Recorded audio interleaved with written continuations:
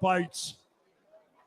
I didn't come here as Hulk Hogan, but I just had to give you a little taste. Brother. You know, my name. What up, everybody? My name We're is live. Terry Bollea. And as an entertainer, I love you too. And as an entertainer, I tried to stay out of politics. But after everything that's happened to our country over the past 4 years and everything that happened last weekend, I can no longer stay silent.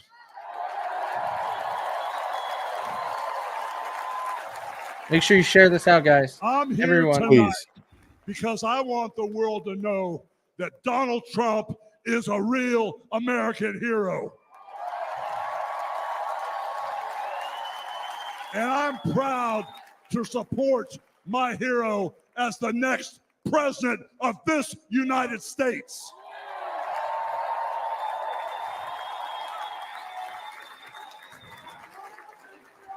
You know, guys, I've known Donald Trump for over 35 years. You know, hold on a second, hold on. I just had a flashback. Man. This is really tripping.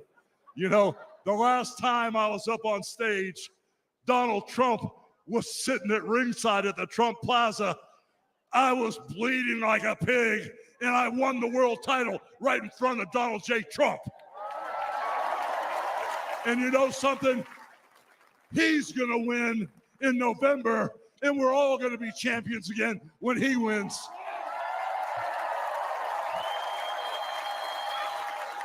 And like I said, I've known that man for over 35 years, and he's always been the biggest patriot, and he still is.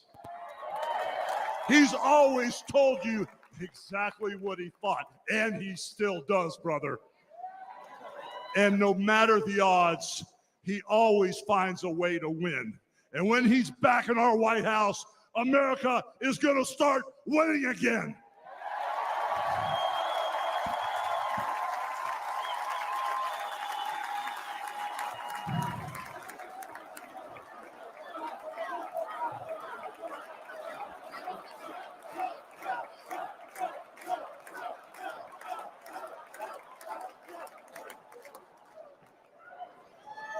You know, guys, over my career, I've been in the ring with some of the biggest, some of the baddest dudes on the planet. And I've squared off against warriors, ooh yeah, savages. And I've even, like I said, body slammed giants in the middle of the ring. He'll be here. And He's running late. tough guys. But let me tell you something, brother. Donald Trump is the toughest of them all. No, it will be on all platforms tonight, guys. They've thrown everything at Donald Trump. All the investigations, the impeachments, the court cases, and he's still standing and kicking their butts.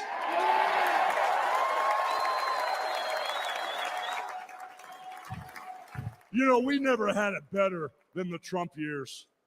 Back then, we had a thriving economy. We had strong borders. We had safe streets. We had peace and respect around the world. But then we lost it all in a blink of an eye. Crime is out of control. The border is out of control. The price of food and gas and housing is out of control. And the only person who can clean this up is Donald Trump.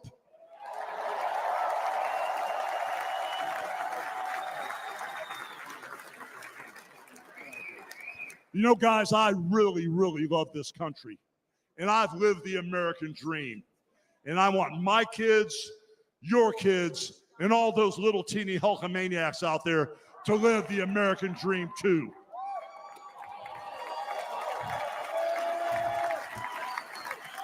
This November, guys, we can save the American dream for everyone. And Donald Trump is the president who will get the job done. So all you criminals, all you lowlifes, all you scumbags, all you drug dealers, and all you crooked politicians need to answer one question, brother. What you gonna do, brother? What you gonna do when Donald Trump and all the Trumpomaniacs run wild on you, brother? Brother. God bless you, and thank you. Y'all got to admit that was pretty awesome. Yes, it was. I can imagine the memes that are going to come out tomorrow, though. Oh, it's going to be fantastic. Fuck them. Ladies and gentlemen, please welcome the president and CEO of the Billy Graham Evangelistic Association and president of Samaritan's Purse, the Reverend Franklin Graham. This might be a good time to talk. Not really. I Yeah. think it would. Yeah. Thanks for sorry for my delay. I get this thing once every couple months. Yeah, it is. You're welcome, America. Anyways, what have you guys? I've been watching for a couple hours. What have you thought so far? I mean, I only just watched Hawk, but I think that he did a good job. But they should have got like someone else. I mean, they knew that we do the yeah brother thing, so maybe that was it. I don't know. Yeah, but Hawk, I already know what the media is gonna do tomorrow. I know what people all over social media is gonna do tomorrow with Hawk. I already know.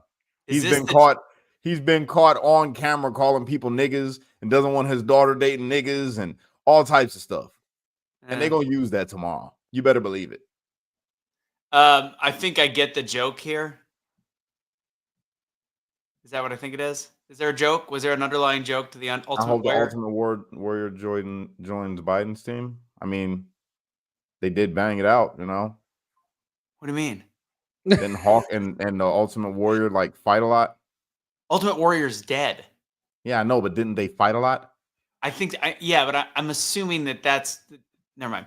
I think that's the. I think it would be. It would have to be the other way around. I don't know. I've been watching since Alina, the lawyer, a little bit before that actually. Tucker Carlson was fantastic. Amazing. I just think, I mean, what we've seen today, Biden's going to be replaced in the next 24 to 48 hours. Or not replaced. He's not replaced. He's going to bow out. That's funny to me. That's hilarious because yesterday on my TikTok, I was going at it with people yesterday, bro. I had a very, very awesome TikTok yesterday, right? And it was great because I led off with 2/3. I put up statistics. 2/3 of the Democratic Party at this point is telling Biden to step down. This came out on the news. And I took the screenshot and I put it up as my background and people went crazy. So I got into it with a bunch of liberals and I decimated them. Respectfully. I decimated them, bro. And it was amazing because now today they're saying that no, he's not bowing out. He's not. And today he's bowing out. It's perfect. Yeah. So now I got to get back on there tomorrow and just rub it in. So Michelle Obama is not in the short list that people are talking about, by the way. It's Gretchen Whitmer, Kamala Harris, and Gavin Newsom are the three people that are being discussed as of right now that have been reported. You missed one. Mike Obama. Yeah, they're not saying him. Oh my God. Miguel. But no, if people want to know how this works, and I still don't know about the campaign finance side, I can tell you that there's a super PAC that has $90 million that they are withholding, which I find very interesting now that I think about that. That's what I told you. What? That they were withholding it unless Biden stepped down. I get it, but why is there $90 million in the war chest? I'm going to give you my idea. Fact is, there's rumors based on the DNC rules that they cannot transfer funds from Joe Biden, from this presidency, without Kamala Harris being the recipient of it. So the question is, does she have to actually fill the presidential role, or can she just be on the ticket for them to be released? If there's any issue with it, why is there $90 million still being held by a super PAC when that should be consistently flowing through the campaign, unless they knew that they were holding that no matter what?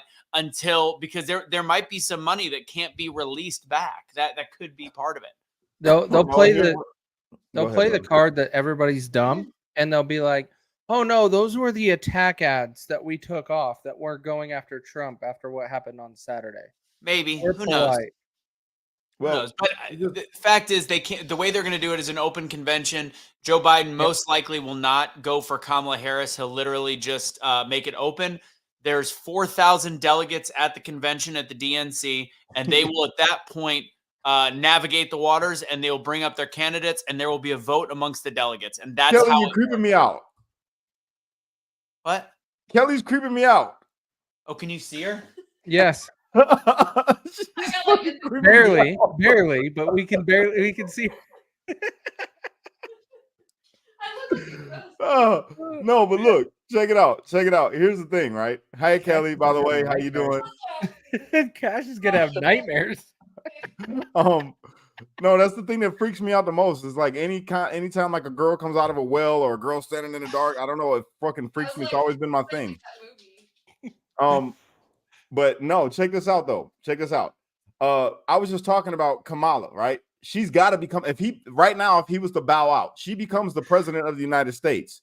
And if she becomes, he's not going to bow out. I'm not talking about the race. I'm talking about if he steps down from being the president. He's not going to step down from being president. Okay, that was the discussion that we was having over on Instagram. So he's just going to bow out of the race, not the presidency. Correct. But this is what's funny. He ain't endorsing Kamala Harris. No. Right? And if somebody else runs as the nominee, they get to pick their own VP. They don't got to take Kamala Harris. So if they're putting Newsom in, no matter what, Kamala's out because you can't have a vice president from the same state as you. So that's why Marco Rubio is an issue. There's a way to get around it. It just takes some time. But you're right, because Marco Rubio, they were going to have to go through hoops for him to be the VP with Trump. So that makes sense. That's interesting. So I don't know. There's ways of getting around that is all I can say. But they'd have to do it incredibly quickly. I'll tell you that. It's not hard. If I was a Democrat, I wouldn't want two Californians as the people running the country. That's all I'm saying.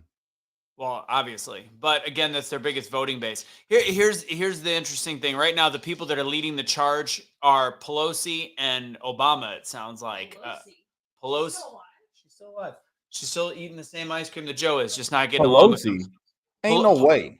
Oh, no. I'm saying she's the one talking to people about the fact that Joe is going to be going, which therefore, if she's in the meetings with the Democrats, she's apparently being the conduit between the Democrat leadership and Joe Biden and the media. So therefore, who does that make you feel like it's going to be? Mark Cuban. Gavin Newsom. Is it a nephew or a cousin? It's a nephew or a cousin, one of the two. Mark nephew of Nancy Pelosi. Nephew. So you're gonna, they're related. We're going to assume that's where we're going. Gretchen Whitmer, I just can't. I'm down to hear Eric Trump. Do we want to hear Eric Trump? I'm down to hear Eric Trump speak. All right, go ahead. Good evening, America.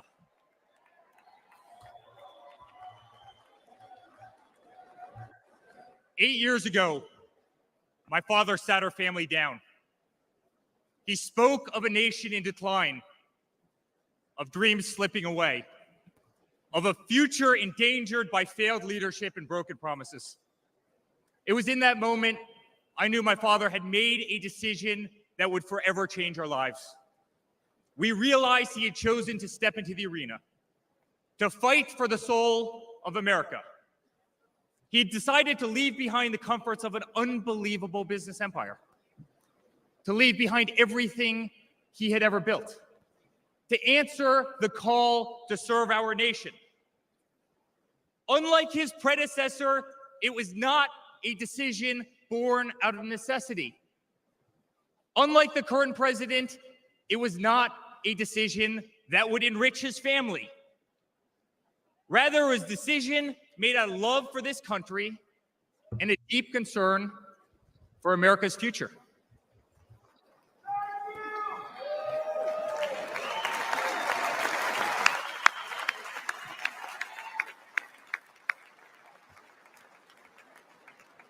My father was clear it would not be easy, that there would be a huge price to pay, and that the attacks would be vicious. Looking back, that was an understatement. The made-up Russia hoax, the sham impeachments, the efforts to destroy an unbelievable company, a company that I run today, the efforts to cancel us, to silence him, to gag his free speech, and to drag him through every radical left courthouse in America, to take his life.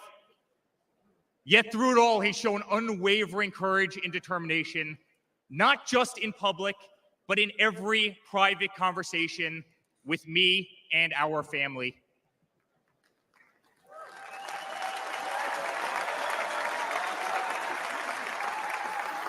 He stood tall, fueled not by personal ambition, but by a profound love for this country and a love for all of you, the American people. That man is my father. That man is the 45th president and soon to be 47th president of the United States. That man is Donald J. Trump. Let's fucking go.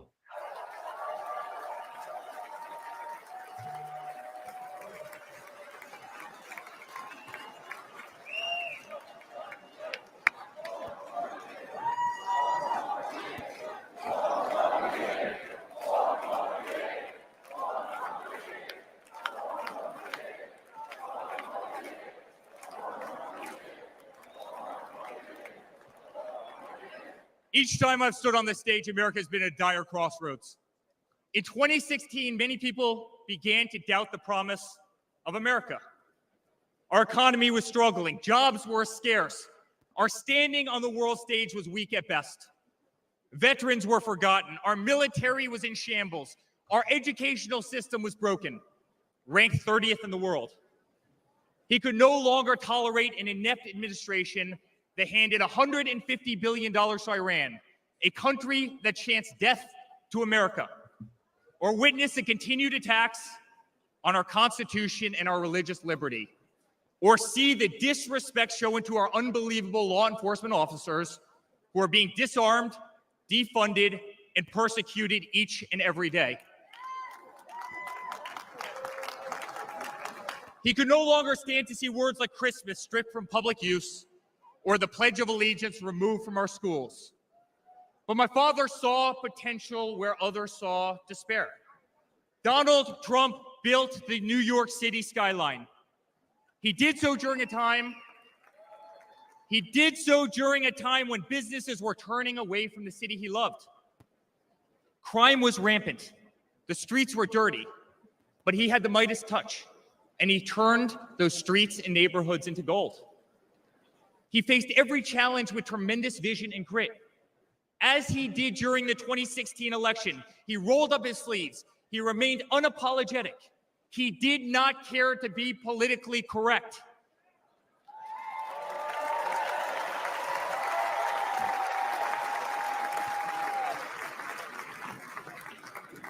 He restored hope. He restored a voice to millions of Americans who had been ignored. He restored the American dream. Under my father's leadership, the economy climbed to record heights. Jobs were created at an unthinkable pace. Unemployment reached historic lows across all demographics. Wage growth soared.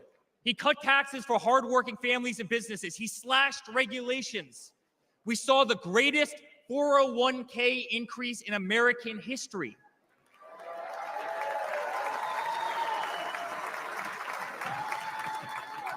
People bought their first homes in an environment that saw 2 to 3% interest rates.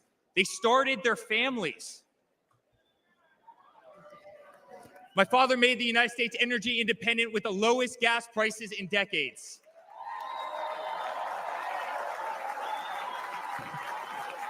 My father made the United States safe. Our borders were closed. There was peace in the Middle East. Soleimani, al-Baghdadi, the terrorists were dead.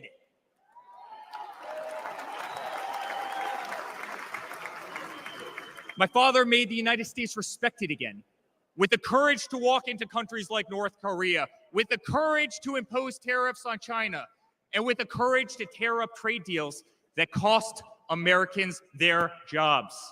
Thanks. He brought manufacturing back to America. Small businesses flourished. He did what he promised. He put America first. We were winning. Donald Trump made America great again.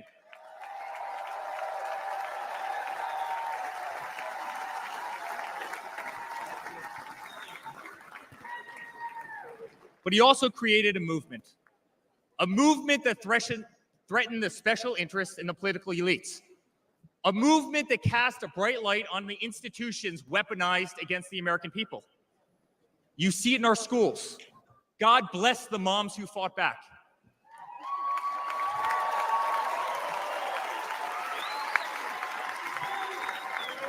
You see it in your workplace. You see it on every news station, in every newspaper. You see it in the military. The most iconic military installations on planet Earth are stripped of their identity and renamed. Fort Bragg, Benning, Fort Hood. You see it in Hollywood. You see it in our two-tier judicial system. They don't even hide it anymore. My father has been censored. The former president ripped off to Twitter, Instagram, and Facebook while terrorist organizations remain intact. My father has been persecuted, targeted by far-left Democrats, funded by special interest groups, and hand-picked judges. My father has been pulled off the ballots of states, radical justices attempting to defy the will of millions of Americans who adore who he is and what he stands for.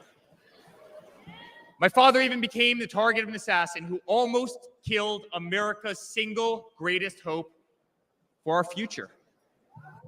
The swamp is terrified of this incredible movement. They're terrified of it. They're terrified of you and the tens of millions of people watching us on TV right now. They've tried everything to keep him from you, everything, to destroy his legacy, to destroy his family. They have failed, and they will not win.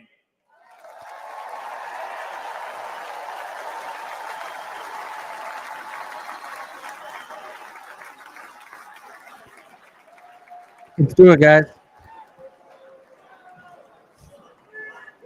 I love my Florida delegation right here.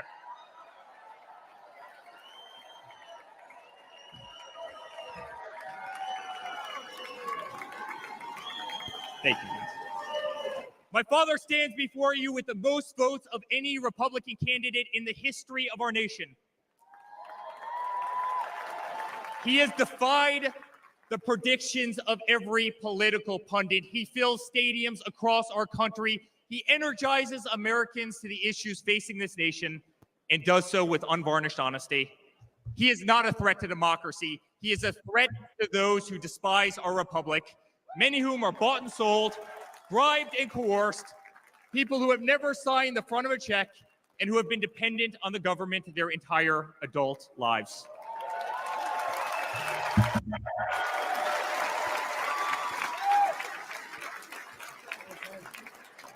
Today, as it was in 2016, America's at that crossroads again. Energy prices are soaring. Interest rates are crippling. Everything is unaffordable. The US dollar has been diminished. Inflation has made it impossible for Americans to live, to save for their future. Our infrastructure is crumbling. Our border is out of control. Millions are dead and displaced in Russia and Ukraine, a war that has no end and a war that we are funding. The Middle East has become a hornet's nest. Our greatest ally, Israel, totally under siege. Fentanyl is killing our youth and destroying families, while the current administration stands idly by, hoping their inaction will import illegal votes. Crime terrorizes our cities and our suburbs as far-left policies handcuff police. Male athletes, guys my height, 6'5", are swimming in women's sports.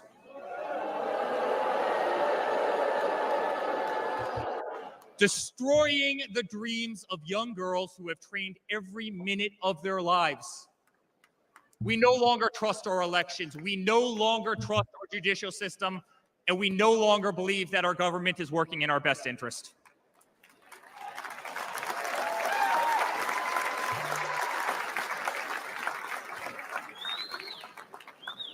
In spite of where we are today as a nation, I'd like to speak to every American.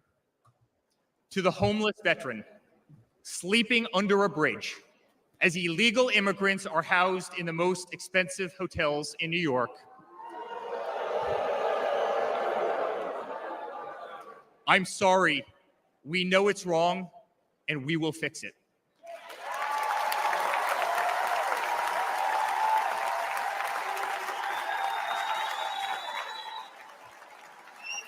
To the single mother who can no longer afford her rent, afford groceries and has been forced to work 3 jobs. I'm sorry, it does not have to be this way. To the parents who lost a son or daughter to fentanyl, including the incredible woman that spoke the other night, while an administration does absolutely nothing, I'm sorry, your government can do so much better, and it will.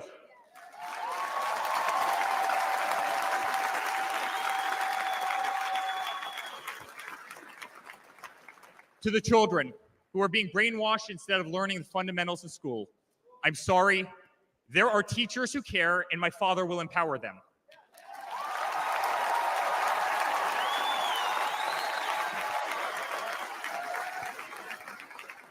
To the law enforcement officers, our brave Border Patrol, Secret Service agents who work every single day to protect our communities, knowing damn well that the system will throw you under the bus, I'm sorry, we will stand behind you.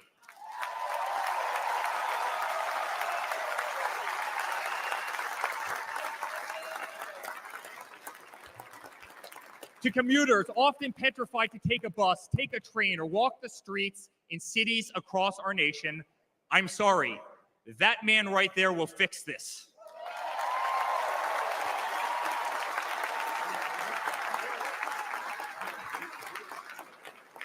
To the construction workers, to the middle-class families, to the families with children with disabilities, families who can no longer afford medical benefits or to take a vacation, I'm sorry, we will make America great again.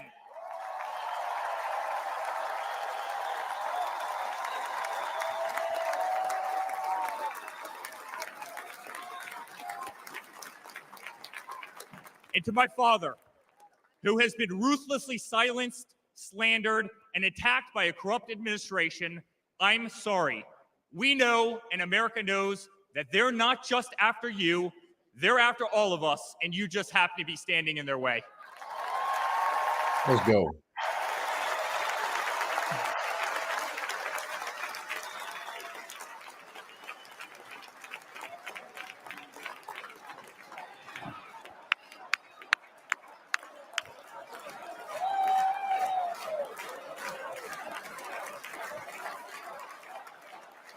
To all Americans watching tonight, the greatest retribution will be our success. Success not just for ourselves, but for our grandchildren and our children. Under President Donald J. Trump, the swamp will be drained. America will be respected. Our cities will be safe. Our streets will be clean. And our border will once again be secure. Let's go. Let's go.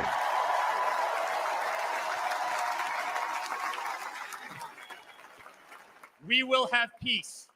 We will have prosperity. Your hard-earned tax dollars will enrich a better America, not be squandered in corrupt foreign nations. Education will be handed back to the states. We will no longer be 30th in the world. We will be first.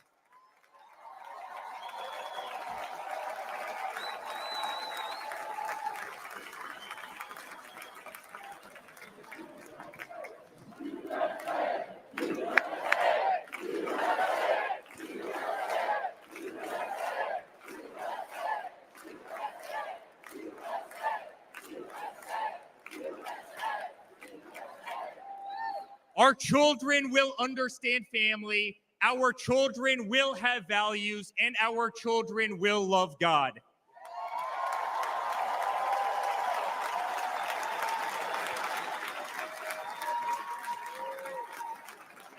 Our country will prioritize free speech, respect freedom of religion, and honor our Constitution. Let's go, baby. I'm glad he covered that. As his son, I've never been more proud of a person in my life. A man who has defied all odds more than once. A man who believed in the promise of America when others turned away. A man who saw a nation in need of a champion and answered that call with unwavering determination and courage. A man who survived a bullet that was intended to eliminate him permanently from our future and from our family. Never have I been more proud to be a Trump. Right.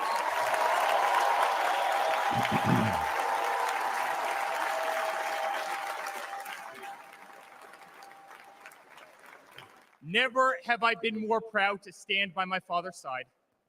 I remain incredibly honored to be part of this journey, a journey with all of you, a journey to save the greatest country on earth, a journey with the most incredible people I have ever met.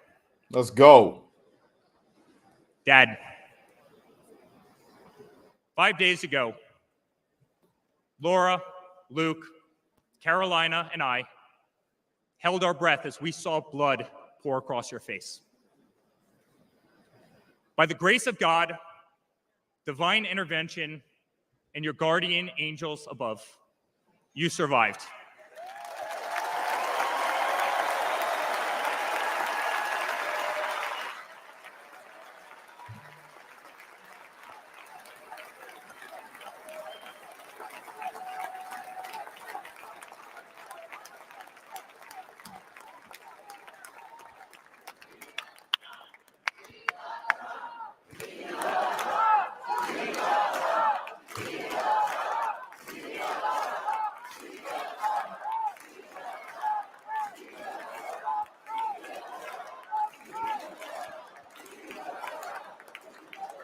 You are the greatest fighter I have ever seen.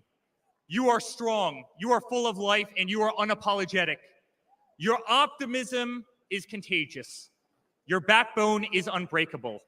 Your conviction to fight for what is right and against all that is wrong is truly next level.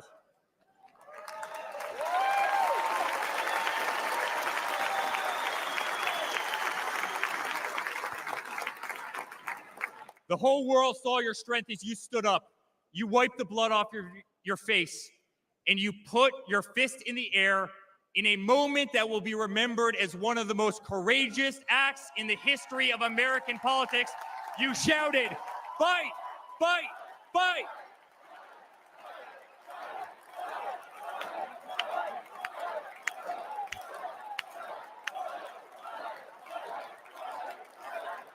Huh. Just as packed as a Trump rally.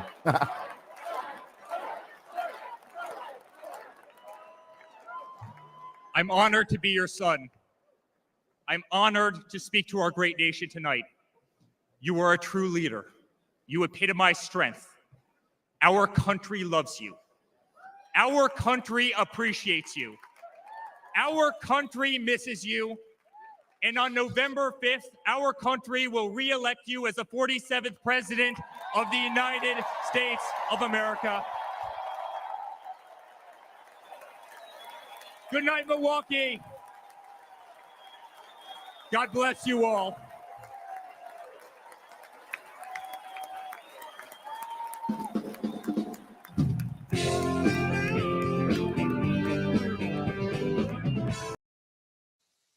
All right, I don't know how long we're gonna have because Dana White's up next. There's not usually much of a break between each speaker. Trump 2024. Dude. They're technically a hair behind too. So. Yes. Yeah, behind schedule. I noticed a couple of them were rushing a little bit earlier. So, do you know what the deal is with Microsoft? I don't. As soon as you said that, I looked it up. I'm like, yeah, Microsoft is down. And then I said that out loud. And Emily's like, yeah, is that why my Teams is not working? Because Emily's right here working. Yeah, and, Microsoft. So our SPA software is down. The Rodeo software is down. The Xbox is down. Yeah. Russo does deliver. So he is a chef. I made delicious. This is a mash. This is very lean ground beef from one of Kelly's dad's cows. I've got some vegetables in it, some avocado, and we've got an egg to top it off. Almost sounds vegan for Kash. Yo, are we just gonna not acknowledge the fact that my man Eric Trump just went up there and gave a great ass speech, bro? Yeah, that was no, it was amazing. He did a really good job. Who do you think was better, Don Jr. or Eric? Eric. 100% Eric. Oh, I'm a Don Jr. fan. I think so. That's because you got a fucking man crush on him. But Eric Trump gave a far better speech. Eric's was more moving. But the thing is who do you say gave a better speech? The one that did it first or the one that did it second? It's easy to build upon from the brother and then be like, okay, this worked. I'm going to switch this up and make an adjustment. I think Overall, Lil Don, I love him, but he tries too hard. Oh, I disagree. I love that. I think he's amazing. I love him too, but he tries too hard. I like Eric Trump because Eric Trump is like, he is his own person. You know who I really like so far? Who?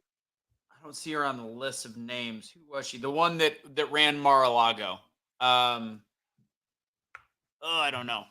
She's the manager of the golf course at Mar-a-Lago, and she spoke about how many. It's the narrative that they're scripting right now is so incredibly powerful. If anybody is actually paying attention, Carrie Ruiz.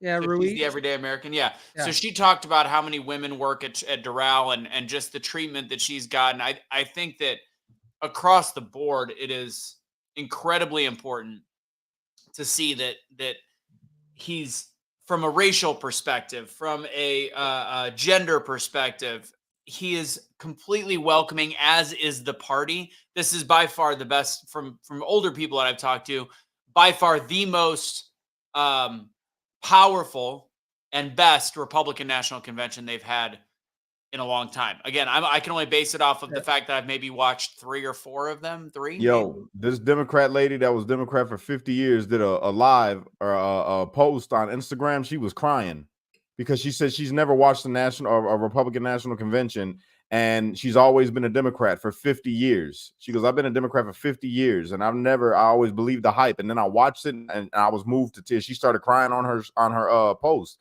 She goes, because I've never seen something so beautiful and heard some things. These are all the things that I believe in, and this is all that I want for the country. And you never heard a Democrat speak like this at a Democratic convention. And I'm like, damn. And she's older, and she's saying this. So she was like, for the first time ever in my life, I'm voting Republican. I'm going to vote Trump. And I'm like, damn. It's because they've shielded people from the message of the Republicans. What these people have seen is decades of lies. And an older, I was a Democrat.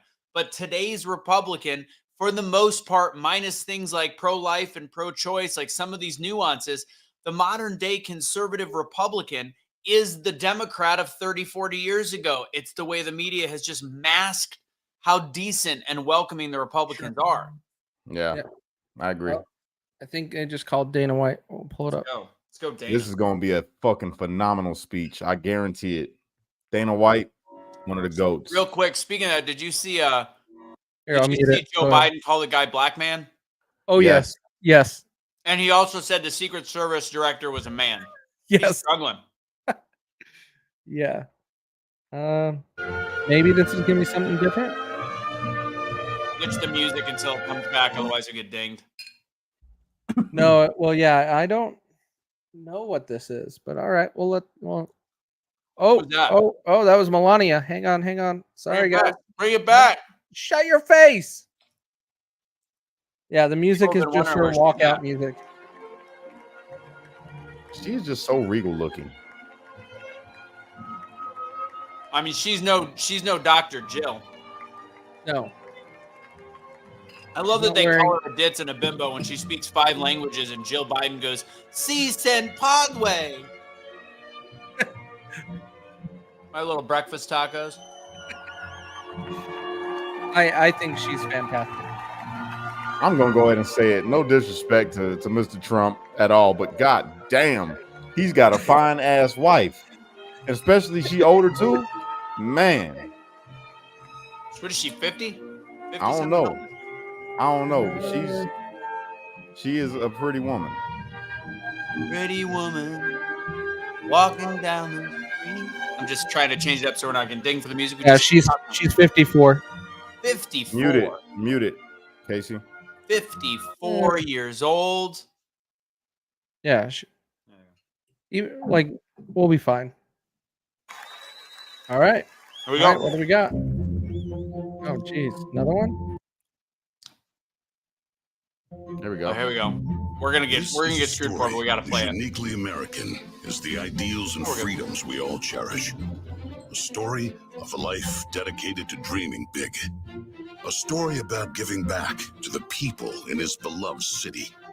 But most of all, This is a story about putting his country first, and it's a story best told in pictures. Young and confident, Donald Trump wasn't afraid to think big and build even bigger. And he left his mark on the New York skyline that greeted visitors from around the world. But he wasn't just an American entrepreneur. He became a folk hero. Celebrities and sports Show stars photos wanted of to all be the people seen that with hate him. him. Politicians I was going to sought comment his on that. approval, and New Yorkers just loved him. And he loved them back, and he gave back. Just one example, saving the Woolman skating rink. The Woolman skating rink in Central Park is open again. The city spent nearly 6 years and $12 million trying to fix it. And then to the rescue, developer Donald Trump. As Tracy Egan tells us now, he accomplished in 3.5 months what the city couldn't do in 6 years. Donald, you performed a great public service. There was no denying that Donald Trump was the toast of the town. But he was also something even more important, a patriotic American. And like many others, he was becoming increasingly troubled by the direction of our country. Because I really am tired of seeing what's happening with this country, how we're really making other people look like Sandra, kings, and I'm pretty we're not. sure You it's said, Dana though, that White. if you did run for president, you believe you'd win. Well, I don't know. I think I'd win. I tell you what, I wouldn't go in to lose. I've never gone in to lose in my life. And if I did decide to do it, I think I'd be inclined. I would say that I would have a hell of a chance of winning, because I think people, I don't know how your audience feels, but I think people are tired of seeing the United States ripped off. But who would ever run for president and leave such a glamorous life? Appearances in movies, best-selling books, a widely popular TV show. But for Donald J. Trump, the calling to save his country was even stronger. The mission, more important. The number of Americans being left behind, too large. And so, in Donald Trump fashion, he announced he was running for president, in it to win. And he did. So they're not going to have Dana White, you think? No, I bet you they do. From his first day in office, the Washington politicians learned something about President Trump. He's not afraid to fight for what he believes in. They call that having the courage of your convictions. First up, the Trump tax cuts, largest in America's history, and it led to higher take-home pay for working families. Unfortunately, today, taxes are up and incomes down. The politicians just never learn. Next for President Trump, secure our border. Check. Miles and miles of wall built. ISIS and other terrorists deterred. But now, we have the Barney Fife of border security, leading to 250,000 Americans dead from fentanyl coming in. Brutal migrant crime spreading across America. And ISIS now here. President Trump promised he'd keep America out of endless wars. Welcome words to the families of our young men and women who serve. And another promise kept. He started by strengthening our military, then traveled the world, meeting with our allies, and even with our main adversaries, just so they understood that America's strength and resolve was back. Because that's what a strong commander-in-chief does. And it led to a stable world at peace and our troops safe. Today, a different story. Our enemies smelled weakness, then set the world on fire. Putin saw it, then invaded Ukraine. Hamas saw it, then started a war in the Middle East.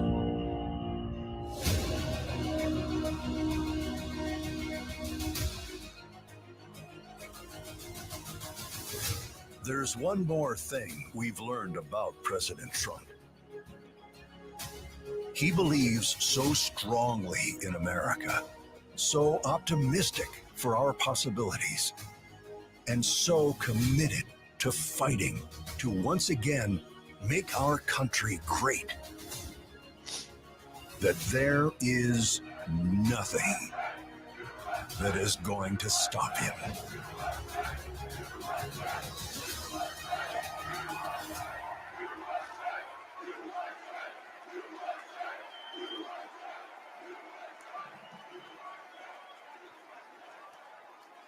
Ladies and gentlemen, please welcome Kid Rock.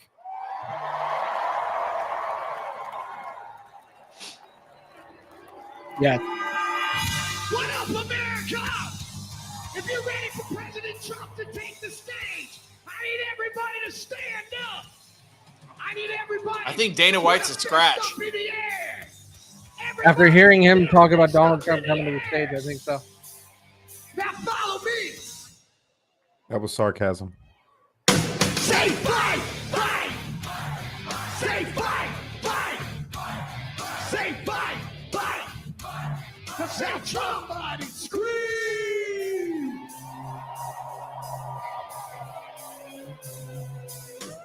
The devil without a cause. I'm back with the beaver hats and Bet Davis slacks, 30-pack of strolls. I hear Kelly laughing in the other room. No Rogaine in the propane flow. The chosen one, I'm the living proof with the gift to gab from the city of truth. You know I jab, stab, and knock critics back. And I did not stutter when I said that. I'm going platinum, selling brides. Trash.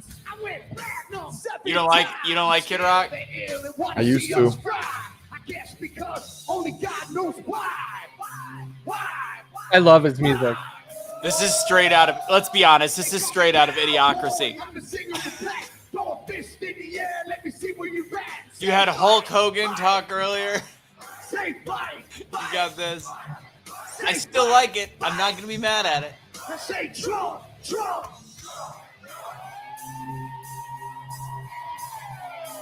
Oh, God.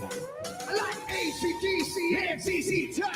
We'll see this beasties in the Kings of Rock. Skinner, Seeger, Lipcorn, the Stones, David Allen Coe, and the No-Show Jones. Yeah, pass that bottle of brown. I don't know about referencing David Allen Coe in a song on the Republican National Convention. That might have been a strong miss. Never gain no pay, I don't play with ass. Well, watch me rock with Liberace Flash. I'll rock the Clash, boy bands are trash. I like Johnny Cash and Grandmaster Flash. Flash, Flash, Flash. Oh, they call me Cowboy. I'm a singer of the back. Throw a fist in the air. Let me see where you at. Say fight, fight. Say fight, fight. I like the original song better. Say Trump, Trump.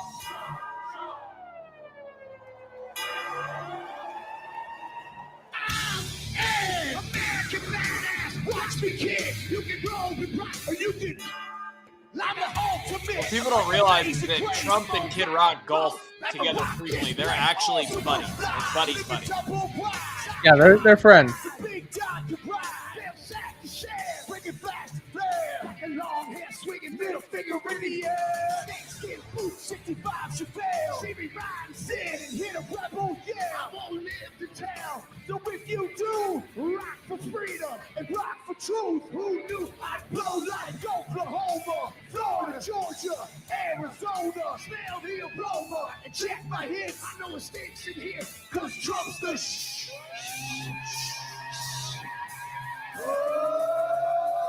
They call me Cowboy, I'm a singer of black. Throw a fist in the air, let me see where you're at. Say Trump, Trump. Say Trump, Trump. Say Trump, Trump. Say Trump, Trump. I need to hear you louder than that. One more time. I'm a cowboy, badass and black. You singing Trump, Trump. From side to side, from front to back, come on, Trump, Trump. I put Detroit City back on the map. We singing Trump, Trump. Kid Rock's in the house. This is where I'm at. Ladies and gentlemen, get ready for the most patriotic American badass on earth, President Donald J. Trump. But first, another American badass, my brother, Dana White. There you go. God bless America.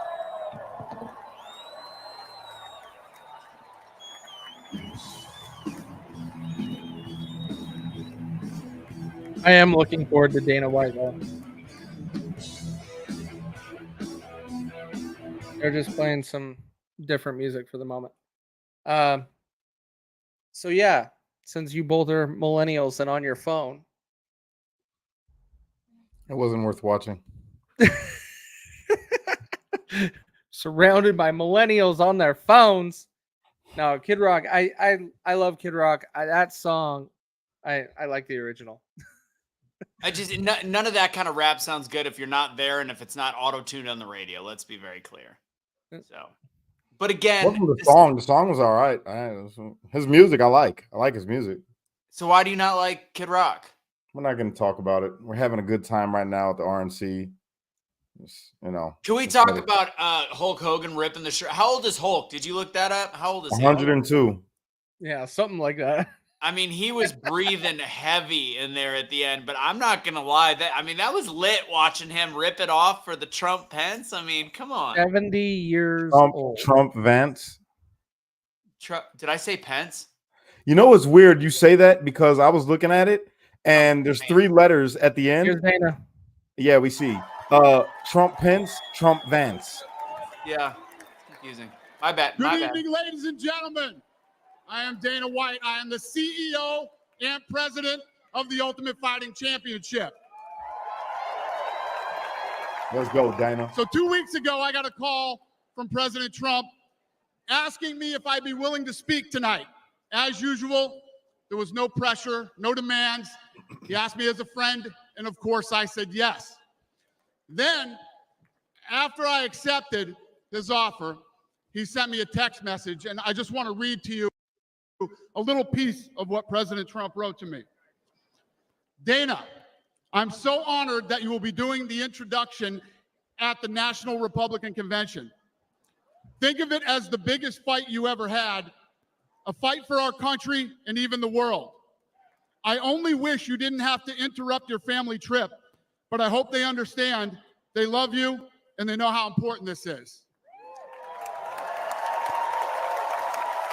Now think about this. This man's running for president of the United States.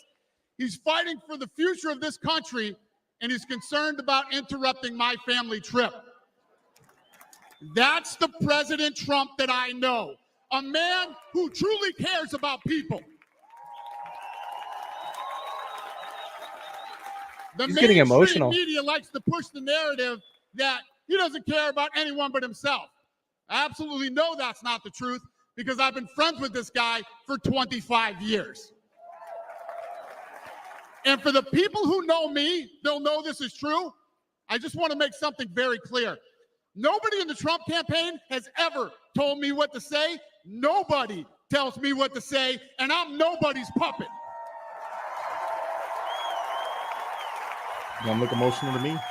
And I'm not telling you what to think. I'm telling you what I know. And I know he was President shaking Trump. a little bit in the beginning. I know President Trump is a fighter. Nerves. I've been saying this since 2015. Now look at what's happened over the last 10 years. We have all seen it with our own eyes. I'm in the tough guy business, and this man is the toughest, most resilient human being that I've ever met in my life. The higher the stakes, the harder he fights, and this guy never, ever gives up. So what's at stake here? The answer is in President Trump's text, and I quote, "A fight for our country." I know why he's running for president again. Why else would he put himself through everything he's dealt with just to get back here? We all know he doesn't need this. This guy's got a great life. He has a beautiful family, and he has achieved everything that you could possibly achieve in life. I know President Trump is literally putting his life on the line for something bigger than himself, and he's willing to risk it all because he loves this country.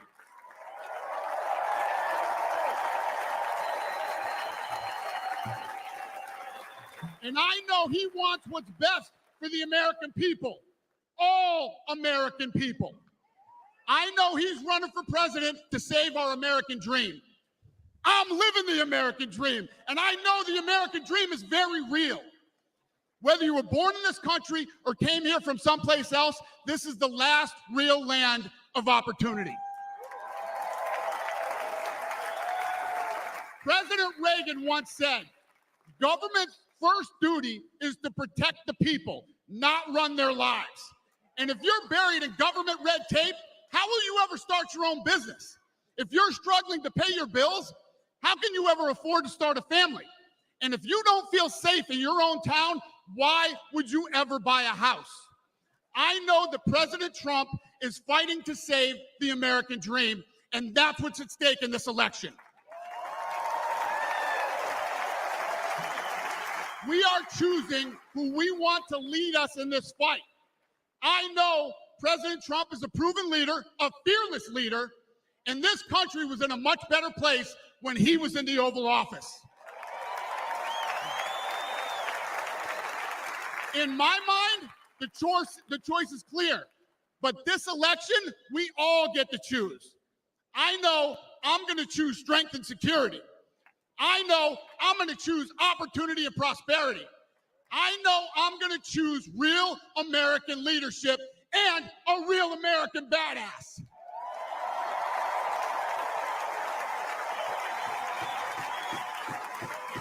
And I'm not telling you what choice to make, and I'm not telling you what to think. I'm telling you what I know. I know America needs a strong leader, and the world needs a strong America. I know Donald J. Trump is the best choice for President of the United States. My fellow Americans, it is my honor to introduce the 45th and soon-to-be 47th President of the United States, Donald J. Trump. Knew it.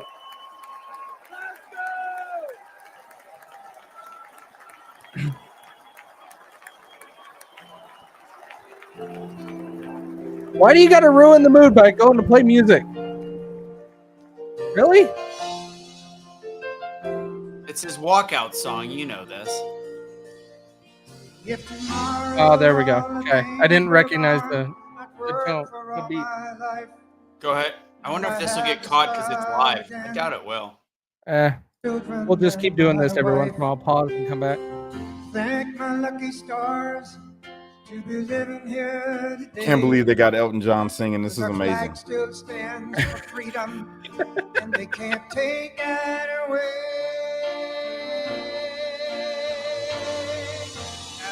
Proud to be an American, where at least I know I'm free. Won't forget the man who died, who gave that right for me, and I'll proudly stand up next to you. Let's go. You give me chills, bro. There ain't no doubt I love this land. Sing it. God bless the USA. Look at you.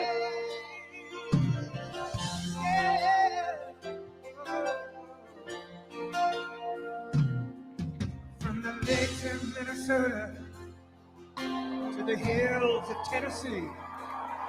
There you go. Across the plains of Texas, from sea to shining sea. From Detroit to Houston and New York to LA. There's pride in every American heart, and it's time we stand and say. Is that a middle finger? I don't know. I was kind of wondering that too. I won't forget the men who died, who gave that right to me, and I gladly stand up next to you. Oh, it's a candle. Still today. Oh, yes. There ain't no doubt I love this land. God bless the God bless the USA. Wow, that's cool. That's way cool.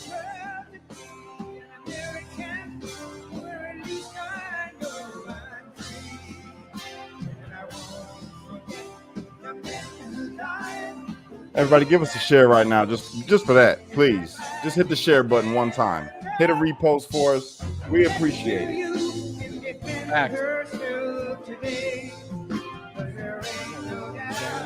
I love this land. God bless the USA. I'm telling you, man, this shit never gets old, bro. It's a great song.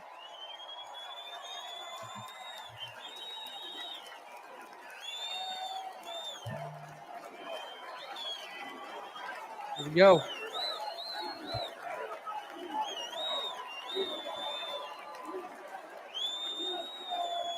Let's go, Donnie. You should have came out to Many Men.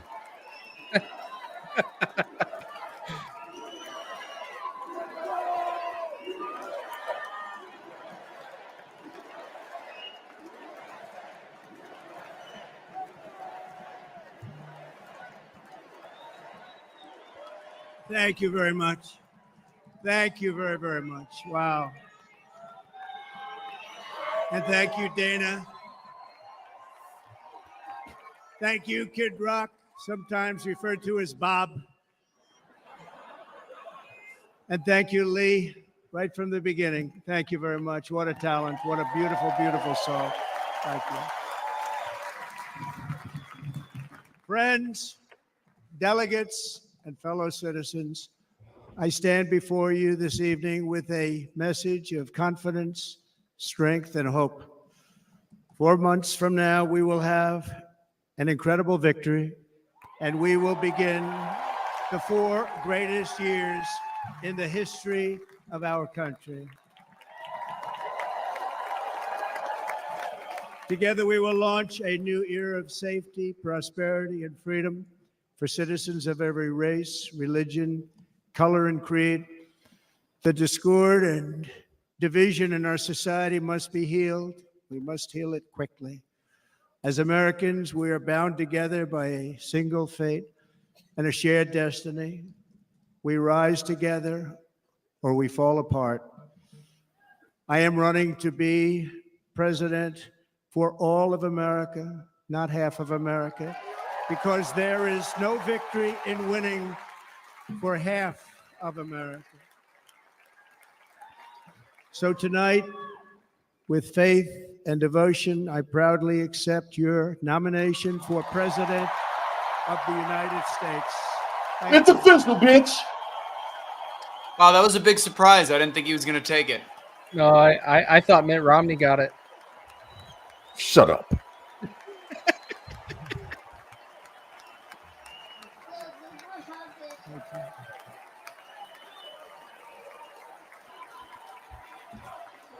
It's okay. Get you another Thank you very much. Get you another one. It's all right.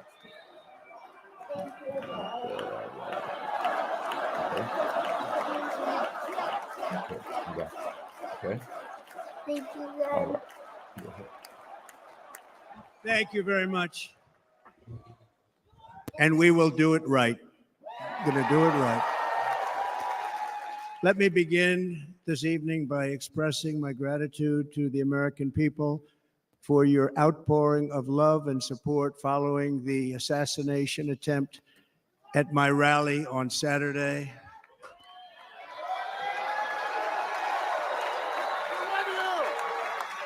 As you already know, the assassin's bullet came within a quarter of an inch of taking my life.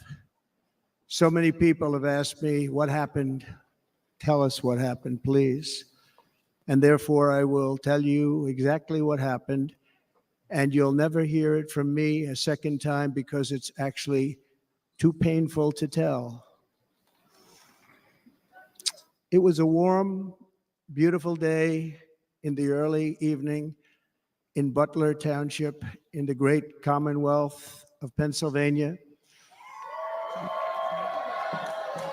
Music was loudly playing and the campaign was doing really well. I went to the stage and the crowd was cheering wildly. Everybody was happy. I began speaking very strongly, powerfully, and happily. because I was discussing the great job my administration did on immigration at the southern border. We were very proud of it.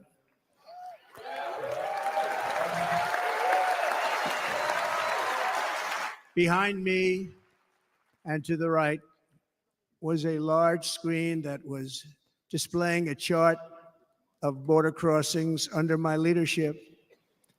The numbers were absolutely amazing. In order to see the chart, I started to, like this, turn to my right and was ready to begin a little bit further turn, which I'm very lucky I didn't do, when I heard a loud whizzing sound and felt something hit me really, really hard on my right ear. I said to myself, wow, what was that? It can only be a bullet. And moved my right hand to my ear, brought it down. My hand was covered with blood, just absolutely blood all over the place. I immediately knew it was very serious, that we were under attack, and in one movement proceeded to drop to the ground. Bullets were continuing to fly as very brave Secret Service agents rushed to the stage, and they really did. They rushed to the stage.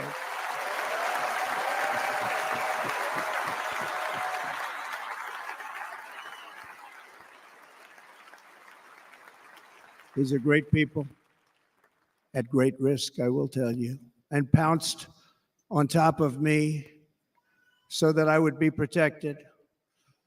There was blood pouring everywhere, and yet, in a certain way, I felt very safe because I had God on my side. I felt that.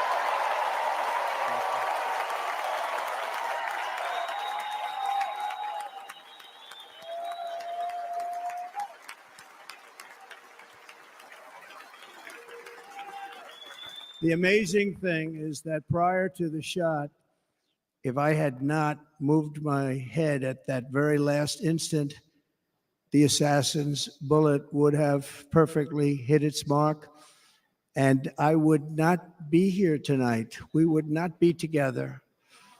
The most incredible aspect of what took place on that terrible evening in the fading sun was actually seen later. In almost all cases, as you probably know, and when even a single bullet is fired, just a single bullet, and we had many bullets that were being fired, crowds run for the exits or stampede, but not in this case. It's very unusual.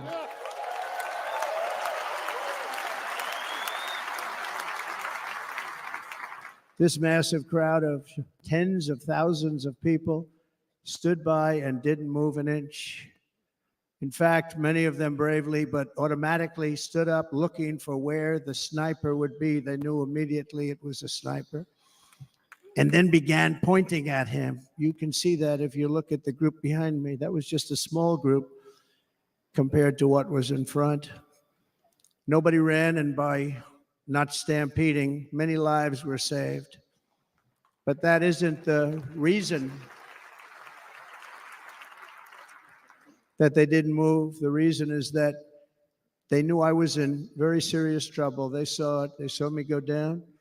They saw the blood and thought, actually most did, that I was dead.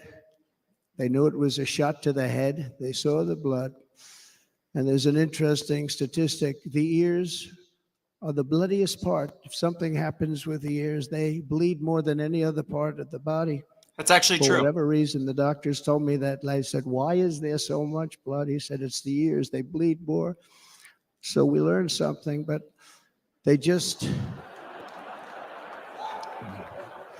this beautiful crowd, they didn't want to leave me. They knew I was in trouble. They didn't Good call want to out. leave I me. didn't see that. You can see that love written all over their faces. Incredible people. They're incredible people. Bullets were flying over us. Yet I felt serene. But now the Secret Service agents were putting themselves in peril. They were in very dangerous territory. Bullets were flying right over them, missing them by a very small amount of inches. And then it all stopped. Our Secret Service sniper, from a much greater distance and with only one bullet used, took the assassin's life, took him out.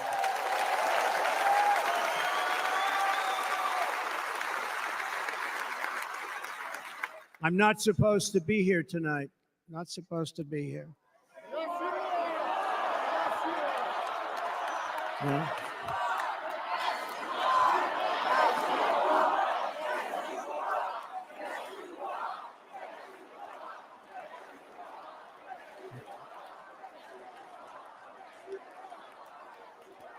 Thank you. But I'm not. And I'll tell you, I stand before you in this arena only by the grace of Almighty God.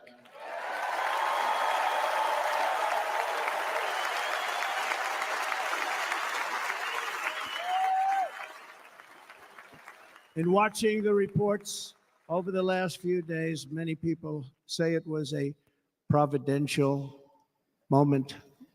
Probably was. When I rose surrounded by Secret Service, the crowd was confused because they thought I was dead, and there was great, great sorrow. I could see that on their faces as I looked out.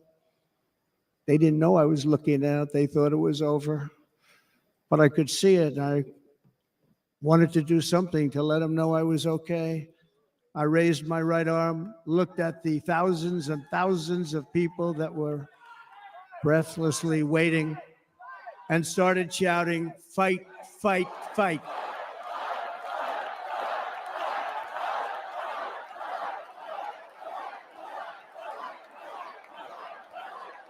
Thank you. Once my clenched fist went up, and it was high into the air, you've all seen that, the crowd realized I was okay and roared with pride for our country like no crowd I have ever heard before. Never heard anything like it. For the rest of my life, I will be grateful for the love shown by that giant audience of patriots that stood bravely on that fateful evening in Pennsylvania. Tragically, the shooter claimed the life of one of our fellow Americans, Corey Comparator. Unbelievable person, everybody tells me. Unbelievable.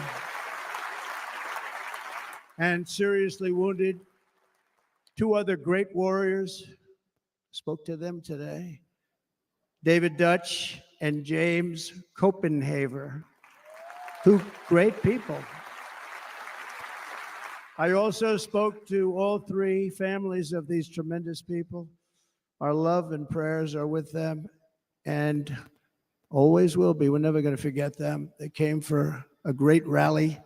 They were serious Trumpsters, I want to tell you. They were serious Trumpsters and still are. But Corey, unfortunately, we have to use the past tense. He was incredible. He was a highly respected former fire chief, respected by everybody. Was accompanied by his wife, Helen, incredible woman. I spoke to her today, devastated, and two precious daughters. He lost his life selflessly acting as a human shield to protect them from flying bullets. He went right over the top of them and was hit. What a fine man he was.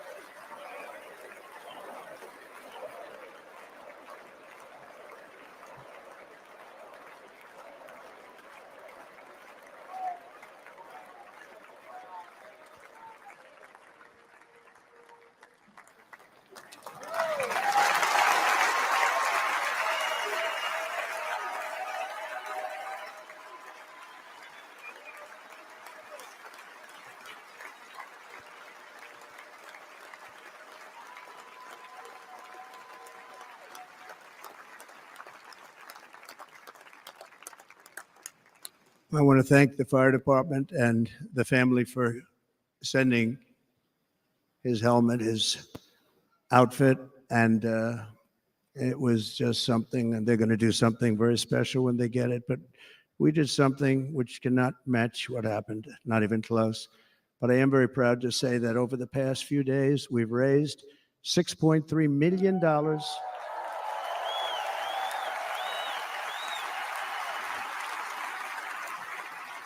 for the families of David, James, and Corey, including from a friend of mine just called up. He sent me a check right here. I just got it. $1 million from Dan Newland. Thank you, Dan. And again, when speaking to the family, I told them, I said, well, I'm going to be sending you a lot of money, but it can't compensate. They all said the same thing. You're right, sir. We appreciate so much what you're doing, but nothing can take the place in the case of Corey and the other two. By the way, they were very, very seriously injured, but now they're doing very well. They're going to be okay. They're going to be doing very well.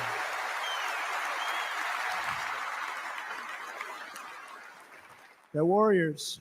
So now I ask that we observe a moment of silence in honor of our friend Corey.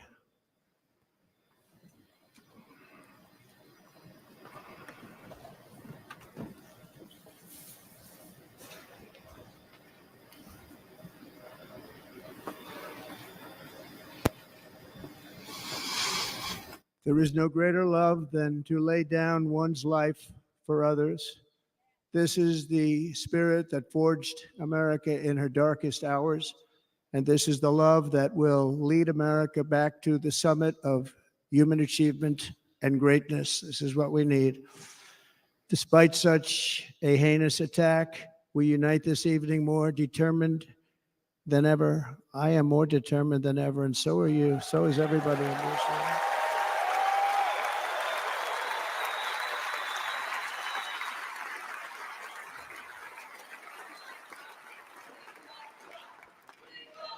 Thank you. Thank you very much.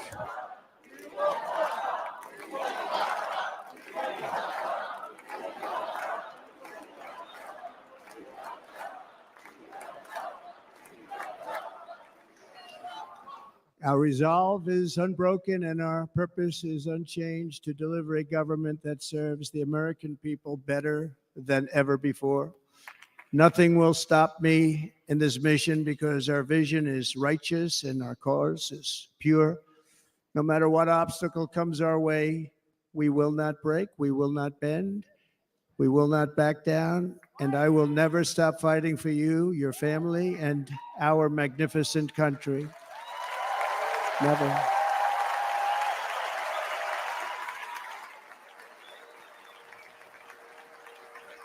And everything I have to give with all of the energy and fight in my heart and soul, I pledge to our nation tonight. Thank you very much. I pledge that to our nation. I'm going to turn our nation around, and we're going to do it very quickly. Thank you.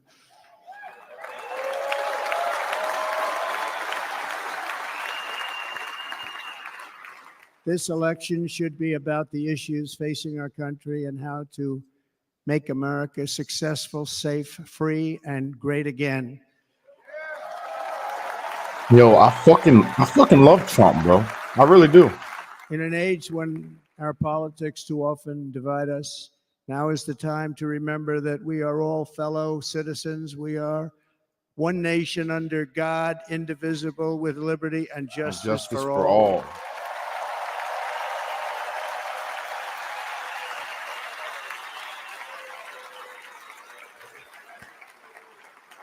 And we must not criminalize dissent or demonize political disagreement, which is what's been happening in our country lately at a level that nobody has ever seen before. In that spirit, the Democrat Party should immediately stop weaponizing the justice system and labeling their political opponent as an enemy of democracy. Especially since That is not true. In fact, I am the one saving democracy for the people of our country. Let's go, Trump. Let's fucking go. Greatest president in modern history. I don't give a fuck what nobody got to say. And very big news, as you probably just read. On Monday, a major ruling was handed down from a highly respected federal judge in Florida, Eileen Cannon, finding that the prosecutor and the fake documents case against me were totally unconstitutional, and the entire case was thrown out of court. With all of that publicity, thrown out of court. If Democrats want to unify our country, they should drop these partisan witch hunts, which I have been going through for approximately 8 years. And they should do that without delay and allow an election to proceed that is worthy of our people. We're going to win it anyway. But worthy of our people. Let's go. Let's go. On this journey, I am deeply honored to be joined by my amazing wife, Melania.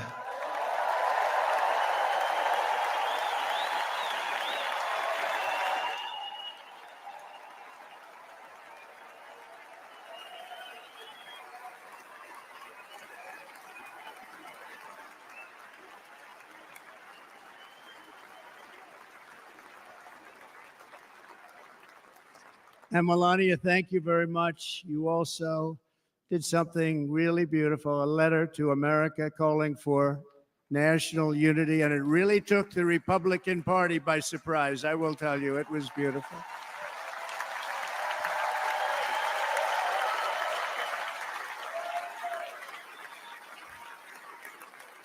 In fact, some very serious people said that we should take that letter and put it as part of the Republican platform. That would be an honor, wouldn't it? Right, Mr. Congressman? But it captivated so many. So I also want to thank my entire family for being here. Don, Kimberly, Ivanka and Jared, Eric and Lara, Tiffany and Michael, Barron. We love our Barron.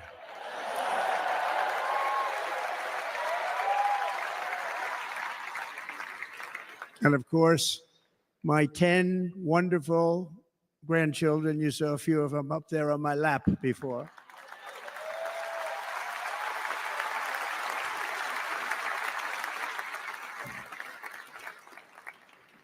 And how good was Dana? Was Dana good?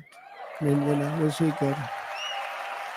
He was on probably the only vacation he's had in about maybe ever, because he works, but about 10 years with his wife, very far away. I won't tell you where, but very, very far away, beautiful place.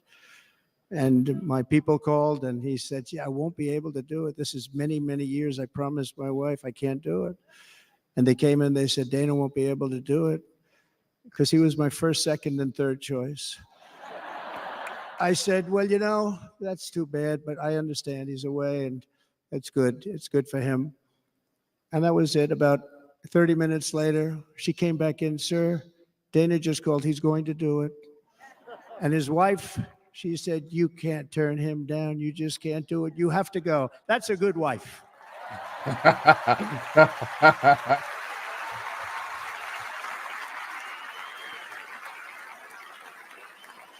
So he got on a plane. He got here a little while ago. Now he's going to get on the plane in a little while and he's going to go back home to his wife. But they're great. And I just want to thank her and him and their whole family because that's not easy. And Kid Rock, same thing. Called, he said, I want to be a part of it. I want to be a part because, Kid does his great song, Big, Big Monster song. I had no idea. He became a friend of mine over the last 10 years. And he's amazing. Everyone loves him. I didn't even know how big he was. He has rallies, 35, 40,000 people he gets every time he goes out. I think he's making so much money, he doesn't know what the hell to do with it. You want to know? And then we have my other friend, and I've known him so long, and we took that song, and it was a big success, but we made that. I saw a chart of great songs to America. That was #1 on the chart recently, #1. So that's Lee Greenwood, a very special, beautiful person. He's a beautiful man. But they all wanted to be here. They called. And how about the Hulkster? How good was he? Is he up? Where is he? Boy, oh boy.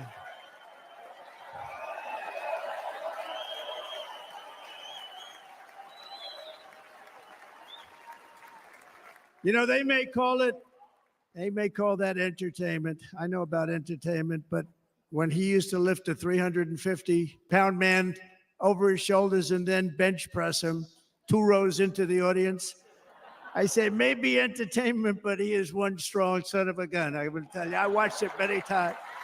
There aren't a lot of entertainers that can do that, right? You were fantastic. Thank you very much. Followed by Eric. What was that all about? Boy, that was good. I didn't want to really come up here. But he was so great, and he's such a good young man. He went through a lot of trouble, and Don last night was incredible. They went through so much trouble. They got subpoenaed more than any people probably in the history of the United States. Every week they get another subpoena from the Democrats, crazy Nancy Pelosi, the whole thing, just boom, boom, boom. They've got to stop that because they're destroying our country. We have to work on making America great again, not on beating people. And we won. We beat them in all. We beat them on the impeachments. We beat them on indictments. We beat them. But the time that you have to spend, if they would devote that genius to helping our country, we'd have a much stronger and better country.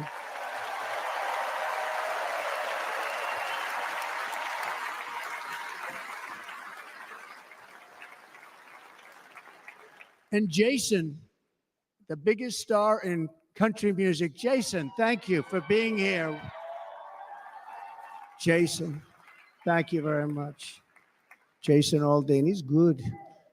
I like his wife even better, by the way. She's here. Thank you, Jason. But I'm thrilled to have a new friend and partner fighting by my side. The next Vice President of the United States, the current Senator from Ohio, J.D. Vance, and his incredible wife, Usha.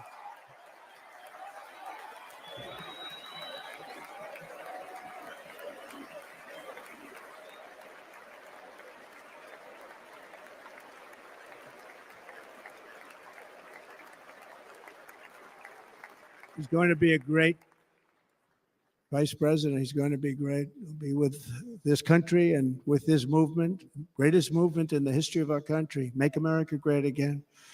When they criticize it, they say, we're going to try and stop MAGA. I said, MAGA is Make America Great Again. What are you going to stop? There's nothing to stop. Then they say, oh, that's right. It's very tough to fight it. And all of the people that did try and fight it have failed. But he's going to be with us for a long time, and it was an honor to select him. Great, great student at Yale. His wife was a great student at Yale. They met at Yale. These are two smart people. So, JD, you're going to be doing this for a long time. Enjoy the ride.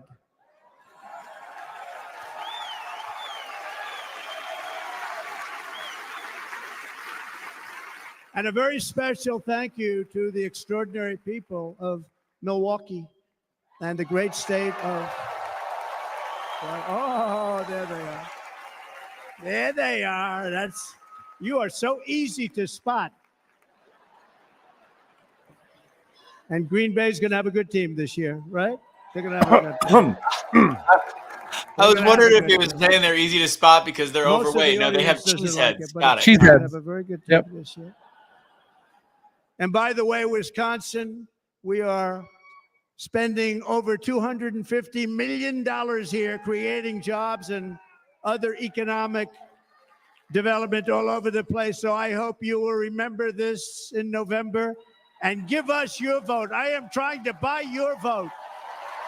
I'll be honest about that. Oh, that will be clipped later.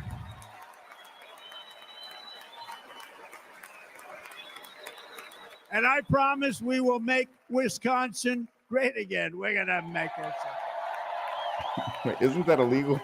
Thank you, Mr. Governor. Thank you very much. Thank you. I'm here tonight to lay out a vision for the whole nation. To every citizen, whether you're a young or old man or woman, Democrat, Republican, or independent, Yeah, I black ignored or his white, first statement. Asian He's an or idiot. Hispanic, I extend to you a hand of loyalty and of friendship.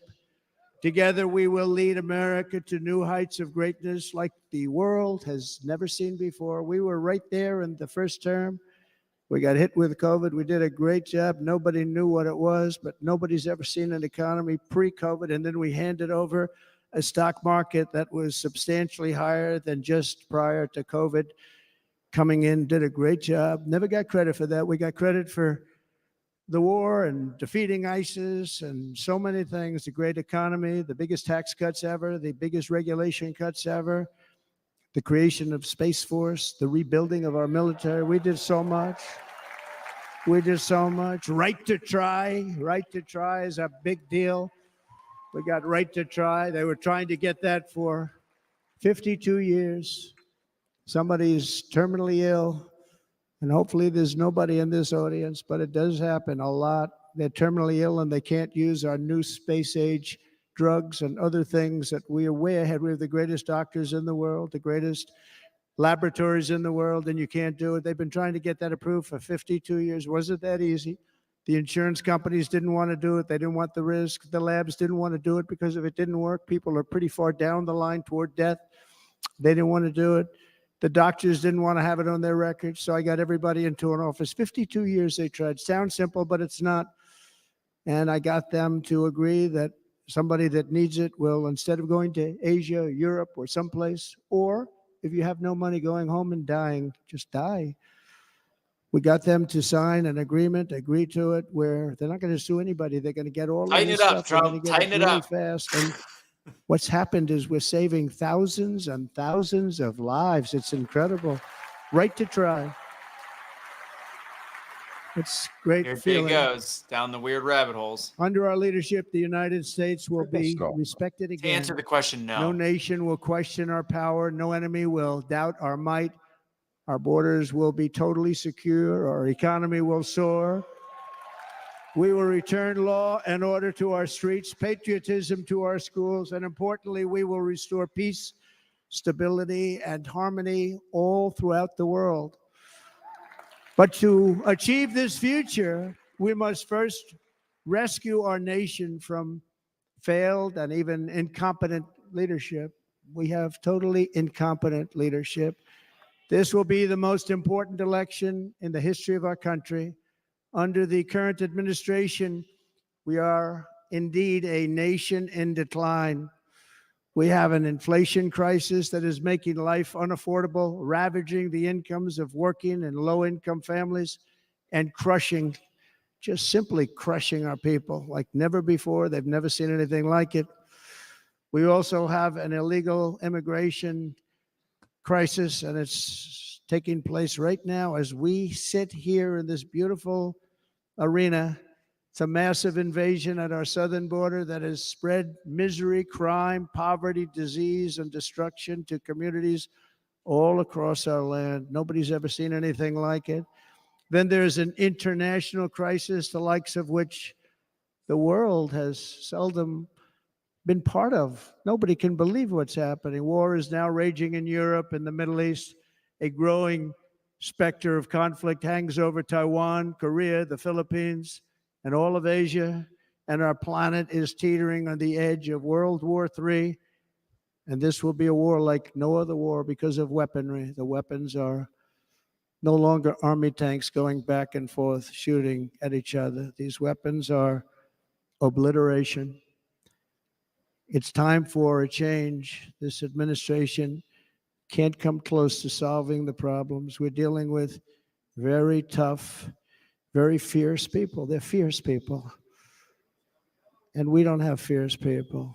We have people that are a lot less than fierce, except when it comes to cheating on elections and a couple of other things. Then they're fierce. Say that. Then they're fierce. Say that. So tonight, I make this pledge to the great people of America. I will end the devastating inflation crisis immediately, bring down interest rates, and lower the cost of energy.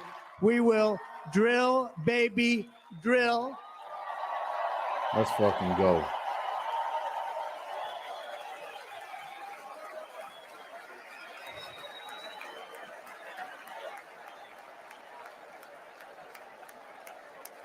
I believe as we said, drill, baby, drill.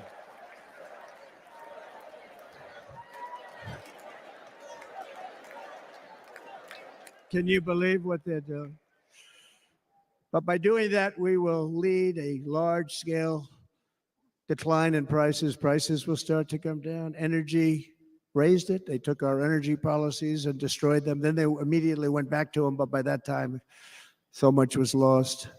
But we will do it at levels that nobody's ever seen before, and we'll end lots of different things. We'll start paying off debt and start lowering taxes even further. We gave you the largest tax cut. We'll do it more. You know, people don't realize I brought taxes way down, way down, and yet we took in more revenues the following year than we did when the tax rate was much higher. Most people said, how did you do that? Because it was incentive. Everybody was coming to the country. They were bringing back billions and billions of dollars into our country. The companies made it impossible to bring it back. The tax rate was too high, and the legal complications were far too great. I changed both of them, and hundreds of billions of dollars by Apple and so many other companies were brought back into our nation, and we had an economy the likes of which no nation had ever seen. China, we were beating them at levels that were incredible. And they know it. They know it. We'll do it again, but we'll do it even better. I will end the illegal immigration crisis by closing our border and finishing the wall, most of which I've already built.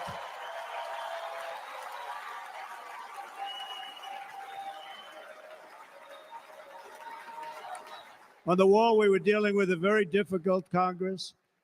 And I said, oh, that's okay. We won't go to Congress. I call it an invasion. We gave our military almost $800 billion. I said, I'm going to take a little of that money because this is an invasion. And we built, most of the wall is already built.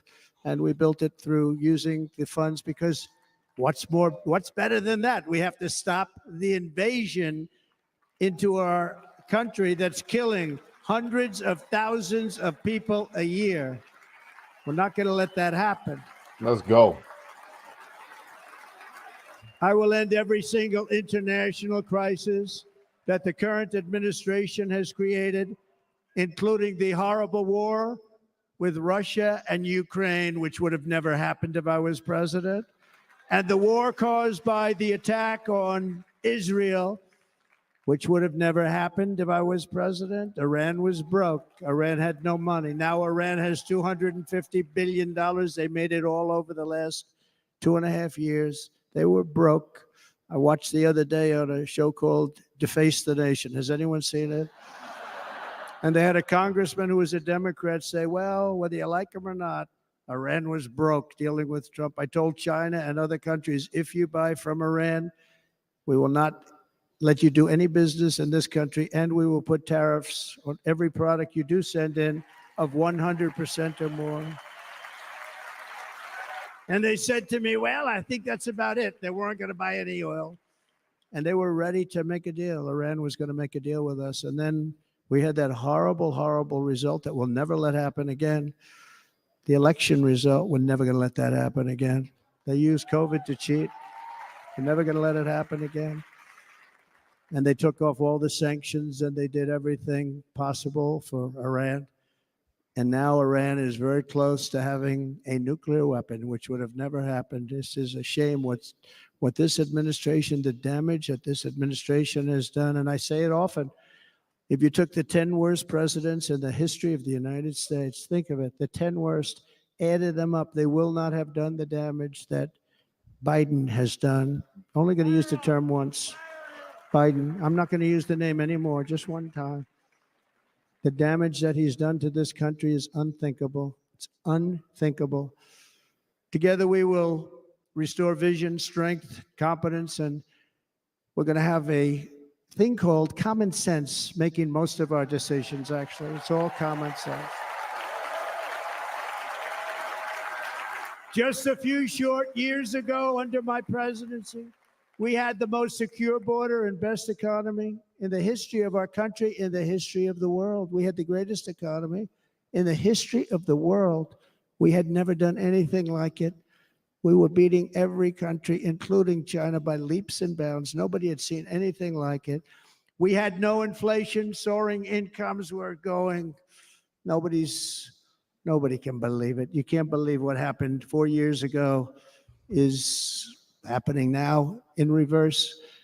And the world was at peace. Inflation has been a killer for our country. No matter what you make it doesn't matter because inflation is eating you alive. People that were putting away money, they were making great wages, the highest they've ever made, but they were putting away a lot of money. Now they are just being destroyed. They're not putting away anything. They're barely living. They're going into savings accounts.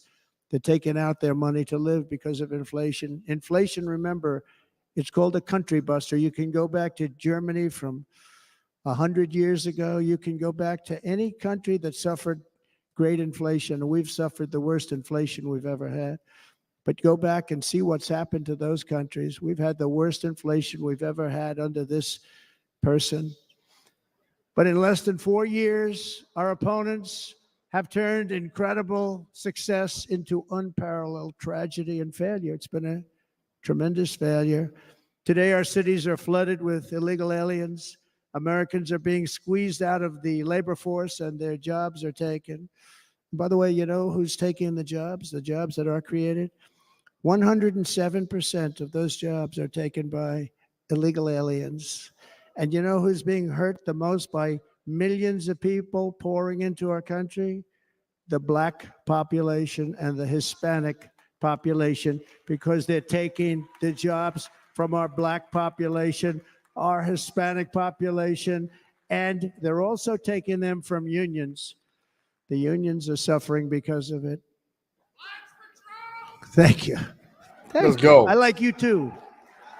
Thank you very much. Inflation has wiped out the life savings of our citizens and forced the middle class into a state of depression and despair. That's what it is. It's despair and depression. We cannot and will not let this continue. Less than 4 years ago, we were a great nation, and we will soon be a great nation again. We're going to be a great nation again.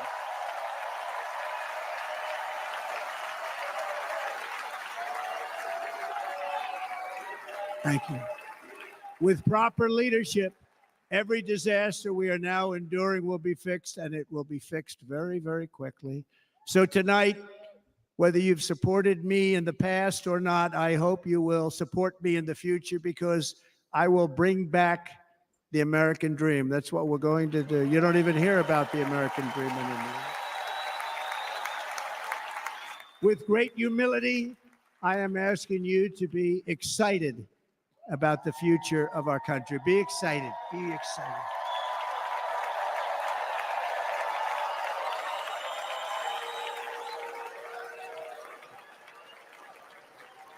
And by the way, the news reports, oh, look at all of those big networks. Look at them. They're all here. But every one of them has said this could be the most organized, best run, and most enthusiastic convention of either party that they've ever seen. Every single one.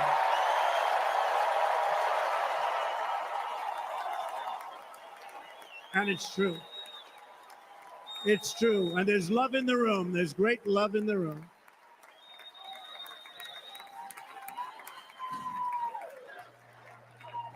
So I better finish strong. Otherwise, we'll blow it. And we can't let that happen.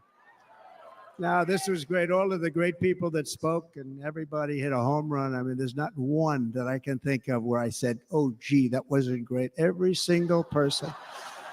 I refuse to be the only one. Don't do that to me. They're already getting ready. See, I gave them an idea. Now, this was a great convention. This was, I think we're actually going to go home and miss it. You know, usually with first of all, Look at these crowds. You'd never have this at a convention. Look at these crowds.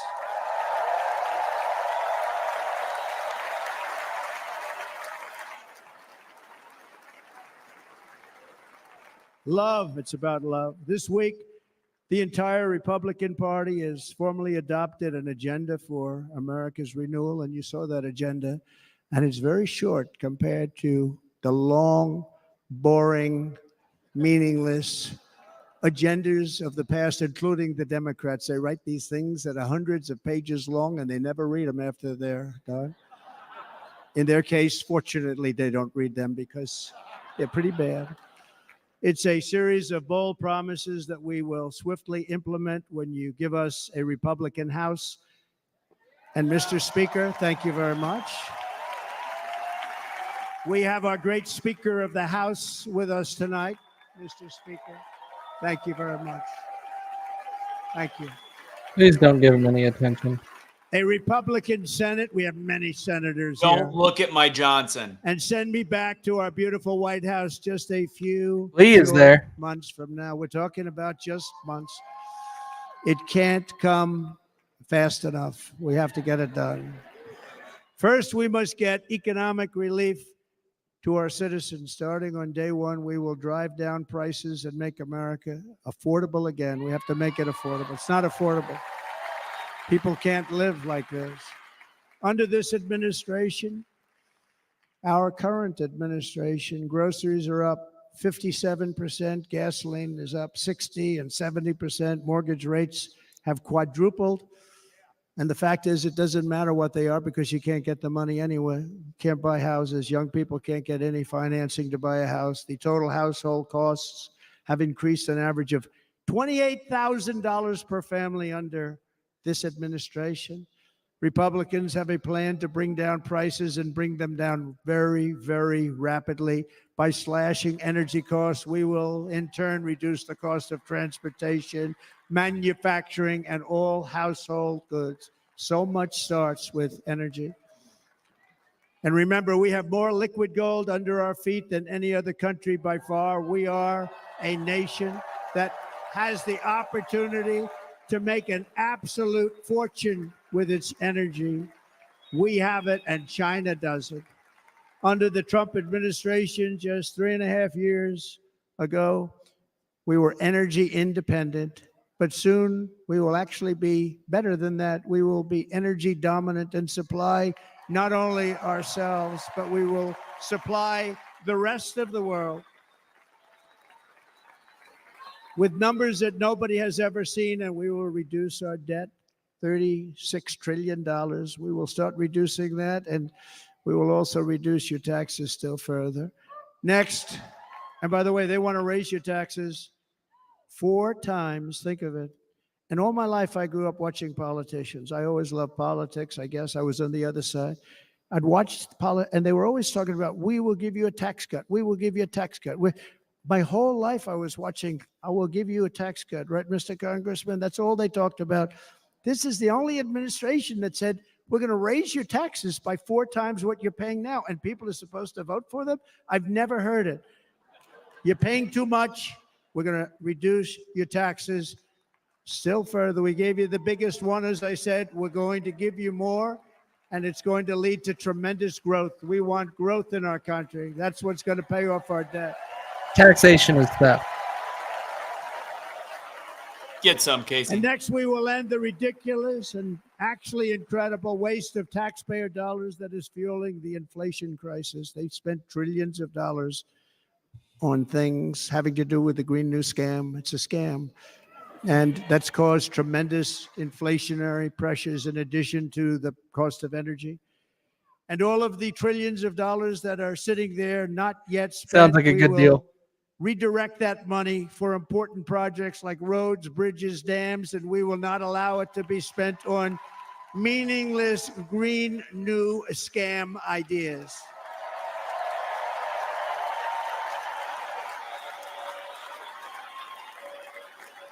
And I will end the electric vehicle mandate on day one.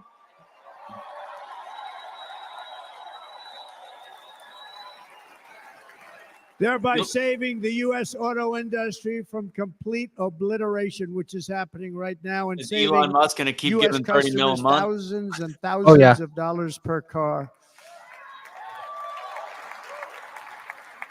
And right now, as we speak, large Some very educated factories comments. just started are being built across the border in Mexico. So with all the other things happening on our border, and they're being built by China to make cars and to sell them into our country. No tax, no anything. The United Auto Workers ought to be ashamed for allowing this to happen. And the leader of the United Auto Workers should be fired immediately. And every single auto worker, union and non-union, should be voting for Donald Trump, because we're going to bring back car manufacturing, and we're going to bring it back fast. Let's go. They're building some of the largest auto plants anywhere in the world. Think of it, in the world. We're going to bring it back. We're going to make them. We don't mind that happening, but those plants are going to be built in the United States, and our people are going to man those plants. Let's go. And if they don't agree with us, we'll put a tariff of approximately 100 to 200% on each car, and they will be unsellable in the United States. We have long been taken advantage of by other countries. And think of it, oftentimes these other countries are considered so-called allies. They've taken advantage of us for years. We lose jobs, we lose revenue, and they gain everything and wipe out our businesses, wipe out our people. I stopped it for 4 years. I stopped it. And we're really ready to make changes like nobody had seen before. And remember, USMCA, I got rid of NAFTA, the worst trade deal ever made, and replaced it with USMCA, which is, they say, the best trade deal ever made. Actually, probably the best trade deal was the deal I made with China, where they buy $50 billion worth of our product. They were buying nothing. They buy $50 billion worth. They had to. But I don't even talk about it because of COVID. I don't even mention it, frankly, because of what happened with the China virus.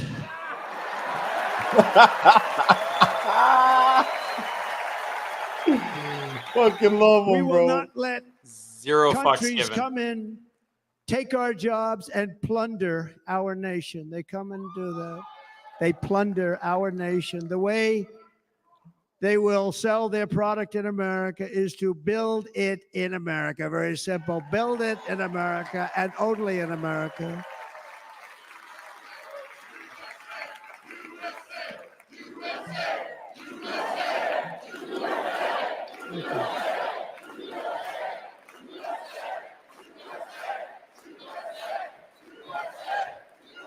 And this very simple formula, and Congress has to go along with us, and they will.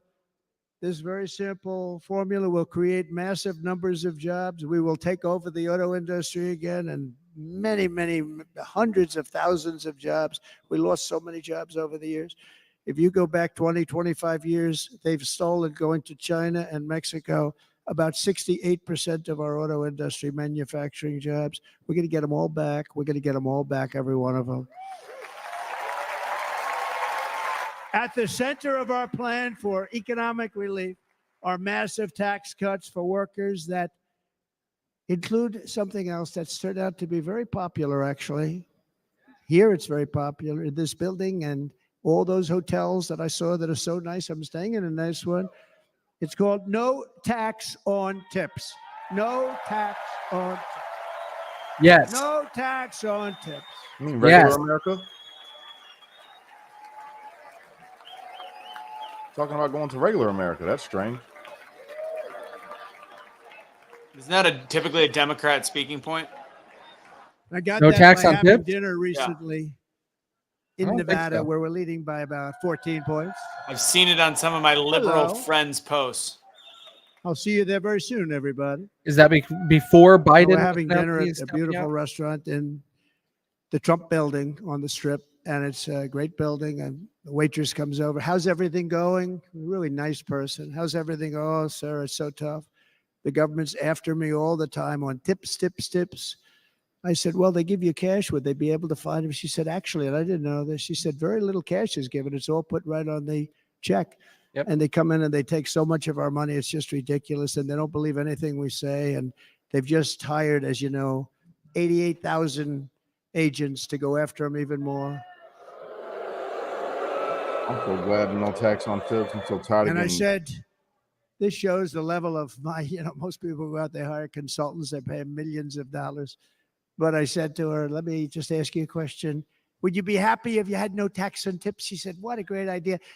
I got my information from a very smart waitress. That's better than spending millions of dollars. I And get taxed on my tips at the strip club, y'all. Everybody loves it.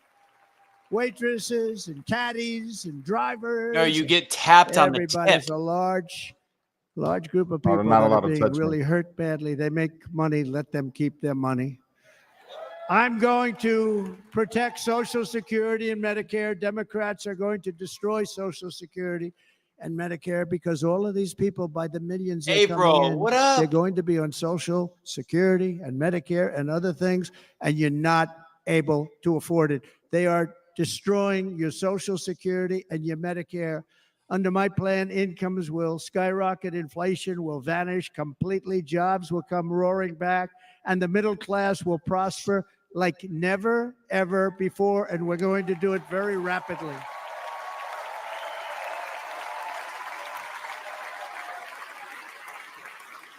But no hope or dream we have for America can succeed unless we stop the illegal immigrant invasion, the worst that's ever been seen anywhere in the world. There's never been an invasion like this anywhere. Third world countries would fight with sticks and stones not to let this happen.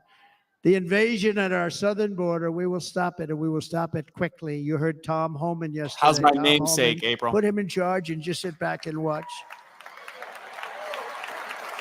Brandon Judd, the Border Patrol, he's incredible. These guys, they really, their job is a lot easier if they don't have to do anything, but they want to. They're patriots. Brandon Judd, Border Patrol, ICE. ICE goes out. You have to see what ICE does with MS-13. You have these are probably the worst gang, and ICE goes in there. And I know a lot of people in these rows here, and they're very tough people, but they don't want to do this job. They'll go into a pack of MS-13 killers. They're the worst, probably the worst gangs in the world. And we have thousands of them. I moved thousands and thousands out in my 4 years. We moved them out, and it was a pleasure. But ICE would go right into a pack of these killers, and you see fists flying, you see everything flying, and then they take them. They put them in a paddy wagon. They take them back and they get them out of our country. And the other countries weren't accepting them back. And I called up and I said, tell them that we're not giving them economic aid anymore. And the next day I got calls from all of these countries that were terminated. Billions of dollars we spend on economic aid to countries that does us, frankly, no good.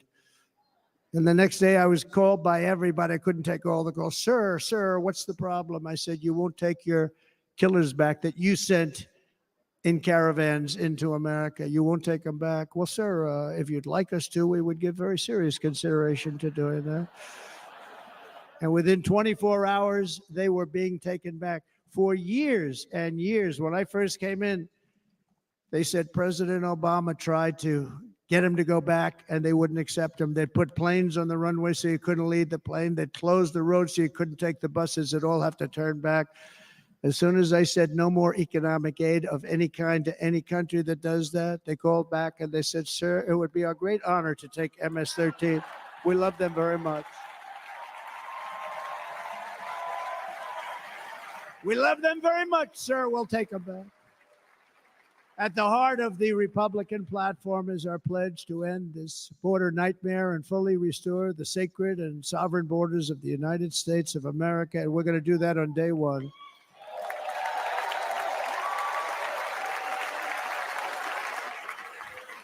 That means two things on day one, right? Drill, baby, drill, and close our borders.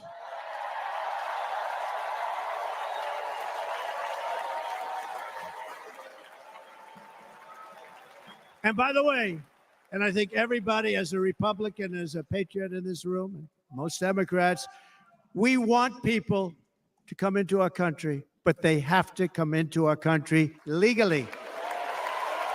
Legally. Less than 4 years ago, I handed this administration the strongest border in American history. But you can see on the chart that saved my life, that was the chart that saved my life. I said, look it, I'm so proud of it. I think it's one of the greatest. It was done by the Border Patrol, one of the greatest charts I've ever seen. It showed everything just like that. You know the chart. Oh, there it is. That's pretty good. Wow. Last time I put up that chart, I never really got to look at it. That's But good. without that chart, I would not be here today.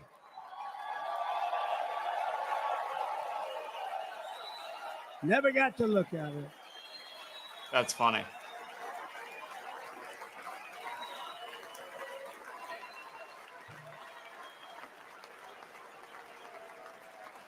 I said, you got to see this chart. I was so proud of it. And by the time I got to there, I never got to see it that day. But I'm seeing it now, and I was very proud. If you look at the arrow on the bottom, that's the lowest level, the one on the bottom, heavy red arrow. That's the lowest level of illegal immigrants ever to come into our country in recorded history, right there. Right there. And that was my last week in office. And then you see what happened after I left. Look at the rest. And if you go out a little bit further, it's getting to be a little bit old, but I love it anyway, right? But you can go much higher with those numbers. Look what happened right after that. The invasion began. We had the opposite. We stopped the invasion, but the invasion that we stopped was peanuts by comparison to what happened after I left. Look at what happened after I left. They took over our country. We ended all catch and release. Like 30 seconds ago? We shut down asylum fraud. We stopped human trafficking and forged historic agreements to keep illegal aliens on foreign soil. We want them to stay on their soil. Under the Trump administration, if you came in illegally, you were apprehended immediately and you were deported. You went right back. The current administration terminated every single one of those great Trump policies that I put in place to seal the border. I wanted a sealed border. Again, come in, but come in legally. You know how unfair it is? So many people, hundreds of thousands of people have been working for years to come into our country. And now they see these people pour into our country at levels that are unprecedented. It's so unfair. And we're not going to do it. We're not going to stand for it. They suspended wall construction, ended remain in Mexico. We had a policy, remain in Mexico. You think that was easy to get from the Mexican government? But I said, you must give it to us. If you don't give it to us, there will be repercussions. And they gave it to us, but not easy. Canceled our Safe Third agreements, demolished Title 42, implemented nationwide catch and release. That's catch and release, where we catch them and release them into our country. We catch them and release them into Mexico. There's a slight difference. And took 93, this is the previous administration, 93 executive actions to throw open our border to the world. The entire world is pouring into our country because of this very foolish administration. The greatest invasion in history is taking place right here in our country. They are coming in from every corner of the earth, not just from South America, but from Africa, Asia, the Middle East. They're coming from everywhere. They're coming at levels that we've never seen before. It is an invasion indeed, and this administration does absolutely nothing to stop them. They're coming from prisons. They're coming from jails. They're coming from mental institutions and insane asylums. You know, the press is always on me because I say this. Has anyone seen Silence of the Lambs? The late, great Hannibal Lecter. He'd love to have you for dinner. That's insane asylums. They're emptying out their insane asylums. And terrorists are coming in at numbers that we've never seen before. Bad things are going to happen. Meanwhile, our crime rate is going up, while crime statistics all over the world are going down, because they're taking their criminals and they're putting them into our country, a certain country. And I happen to like the president of that country very much, but he's been getting great publicity because he's a wonderful shepherd of the country. He says how well the country's doing because their crime rate is down. And he said he's training all of these rough people. They're rough. He's training them. And I've been reading about this for 2 years. I think, oh, that's wonderful. Let's take a look at it. But then I realized he's not training them. He's sending all of his criminals, his drug dealers, his people that are in jails. He's sending them all to the United States. And he's different in that he doesn't say that. He's trying to convince everybody what a wonderful job he does in running the country. Well, he doesn't do a wonderful job. And by the way, if I ran one of the countries, many countries. Who's he talking about? I would be worse than any of President them. I of would have had Mexico. the place totally emptied out already.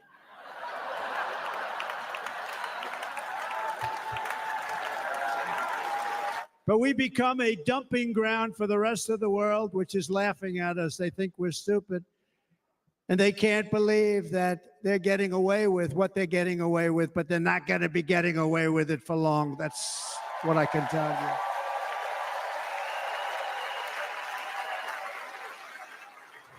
you. In Venezuela, Caracas, high crime.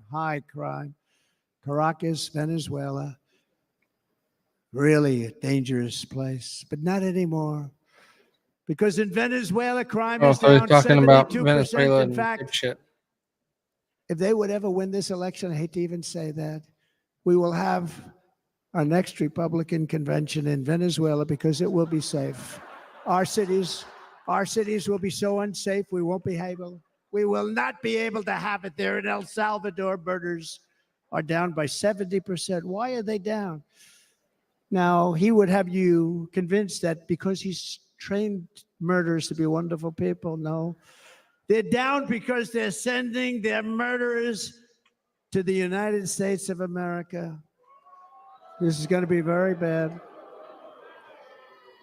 And bad things are going to happen, and you're seeing it happen all the time. That's why, to keep our families safe, the Republican platform promises to launch the largest deportation operation in the history of our country.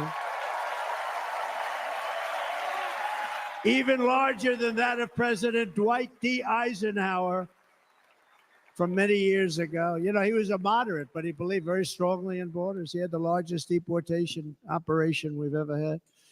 Just recently, I spoke to the grieving mother of Jocelyn Nungary, a wonderful woman, a precious 12-year-old girl from Houston who last month was tied up, assaulted, and strangled to death after walking to the convenience store just a block away from her house. Her body was dumped near the side of the road in a shallow creek, found by some onlookers who couldn't believe what they had witnessed. Charged with Jocelyn's heinous murder are 2 illegal aliens from Venezuela who came across our border, were in custody, and were then released into the country by this horrible, horrible administration that we have right now. I also met recently with the heartbroken mother and sister of Rachel Morin. Rachel was a 37-year-old mom of 5 beautiful children who was brutally raped and murdered while out on a run. She wanted to keep herself in good shape. It was very important to her. She was murdered. The monster responsible first killed another woman in El Salvador before he was led into America by the White House. This White House let them in. He then attacked a 9-year-old girl and her mother in a home invasion in Los Angeles before murdering Rachel in Maryland. Traveled all throughout the country, doing tremendous damage. Rachel's mother will never be the same. I spent time with her. She will never be the same. I've also met with the wonderful family of Laken Riley, the brilliant 22-year-old nursing student. She was so proud of being first in her class, who was out for a jog on the campus of the University of Georgia when she was assaulted, beaten, and horrifically killed. Yet another American life was stolen by a criminal alien set free by this administration. And these were incredible people we're talking about. These were incredible people who died. Tonight, America, this is my vow. I will not let these killers and criminals into our country.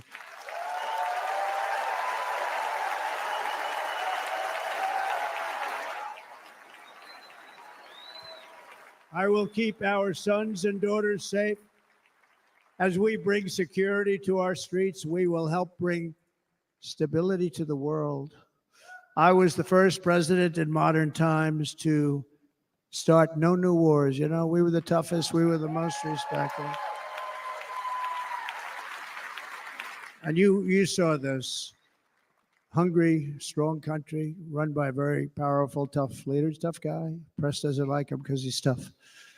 And he came out recently. They were asking him at an interview, the whole world is exploding. What's happening? What's going on? Viktor Orban, Prime Minister of Hungary, very tough man. He said, I don't want people coming into my country and blowing up our shopping centers and killing people. But they said to him, tell us what's going wrong, what's happening, what is it? He said, there's only one way you're going to solve it. You got to bring President Trump back to the United States because he kept everybody at bay. So he used a word I wouldn't use because I can't use that word because you'd say it was braggadocious. The press would say he was a braggart. I'm not a braggart. But Viktor Orban said it. He said Russia was afraid of him. China was afraid of him. Everybody was afraid of him. Nothing was going to happen. The whole world was at peace. And now the world is blowing up around us. All of these things that you read about were not going to happen. Under President Bush, Russia invaded Georgia. Under President Obama, Russia took Crimea. Under the current administration, Russia is after all of Ukraine. Under President Trump, Russia took nothing.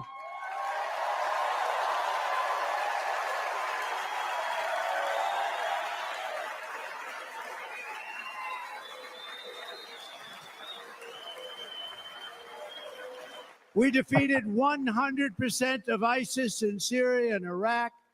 Something that was said to take 5 years, sir. It'll take 5 years, sir. We did it in a matter of a couple of months. We have a great military. Our military is not woke. It's just some of the fools on top that are woke. Woo! Wow.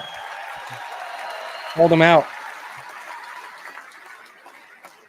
I got along very well. North Korea, Kim Jong-un, I got along very well with him. The press hated when I said that. How could you get along with him? Well, you know, it's nice to get along with somebody who has a lot of nuclear weapons or otherwise, isn't it?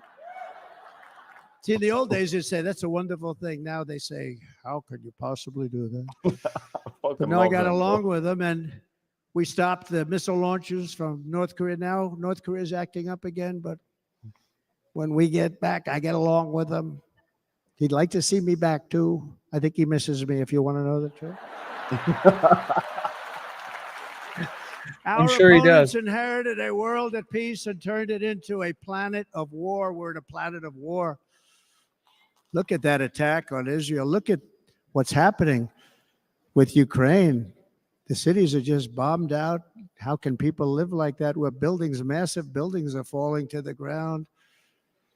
I live like that in It Gary. began to unravel with the disastrous withdrawal from Afghanistan, the worst humiliation in the history of our country. We have never had a humiliation like that. 13 heroic U.S. service members were tragically and needlessly killed. 45 others were horrifically wounded. Nobody ever talks about them. No arms, no legs, face explosions, horrifically wounded. And by the way, we have a man in this room who's running for the U.S. Senate Nevada. from a great state, Nevada, named Sam Brown, who paid the ultimate price. Thank you, Sam. Thank you, Sam. Thank you. He paid the biggest price probably ever paid by anybody that is running for office, and I think he's going to do great. He's running against a person that is not good, not respected, a total lightweight. But Sam, I think, paid really, we were talking about it with some of the senators that are working so hard for Sam, but he paid the biggest price of any senator ever to run for the Senate. I don't think anybody's ever what he did. He was a real hero, a really great person, and he's running, and I hope that everybody gets out and votes for Sam Brown.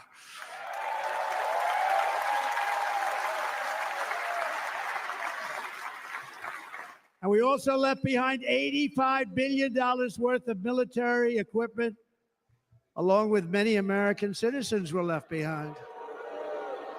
Many, many American citizens, emboldened by that disaster, Russia invaded Ukraine. They saw this group of people that were incompetent. We took the soldiers out first. No, we're going to take the soldiers out second. If they would have followed my plan, we had a great plan.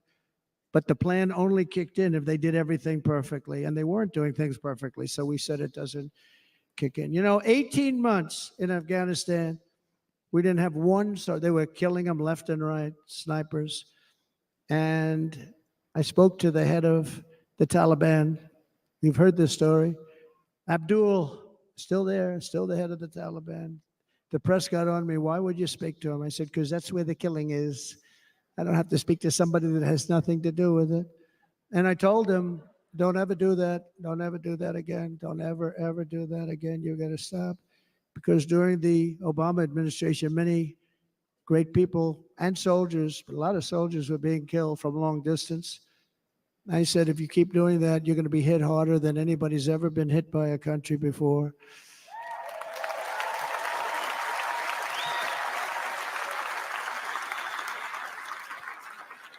And he said, I understand, Your Excellency. He called me Your Excellency. I wonder if he calls the other guy Your Excellency. I doubt it. The other guy gave him everything. I mean, what kind of a deal was that? He walked out, gave him everything. Do you know that right now Afghanistan is one of the largest sellers of weapons in the world? Our weapons. Selling the brand new, beautiful weapons that we gave them. But think of it. He actually said to me, but why do you show me a picture of my home? I said, you'll have to ask your people or one of your wives.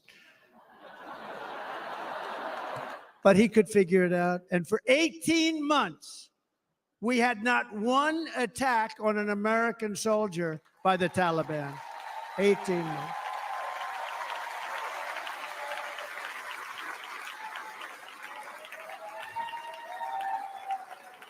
And then we had that horrible day where soldiers were killed. I was not there because of a ridiculous election.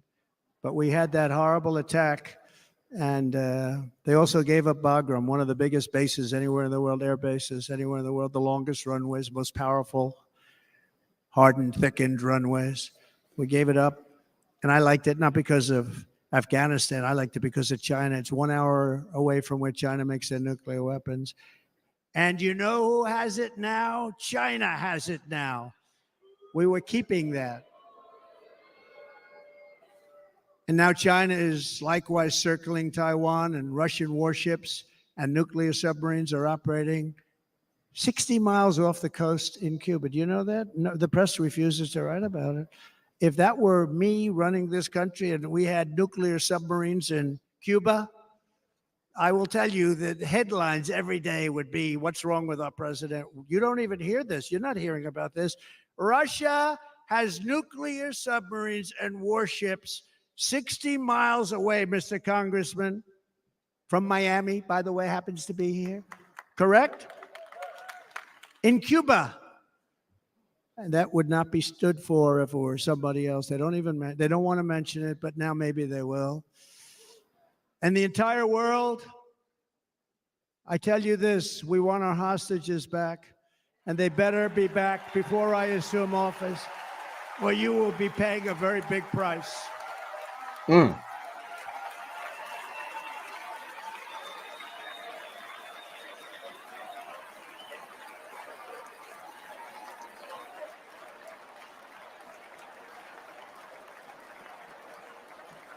With our victory in November, the years of war, weakness, and chaos will be over. I don't have wars. I had no wars other than ISIS, which I defeated, but that was a war that was started. We had no wars. I could stop wars with a telephone call.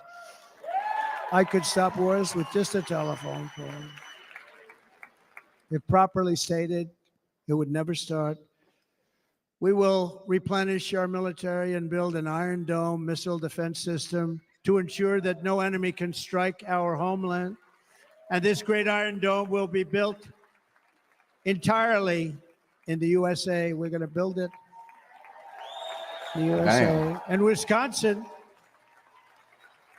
Wisconsin, just like I gave you that massive ship contract, and you're doing a very nice job, Governor, right?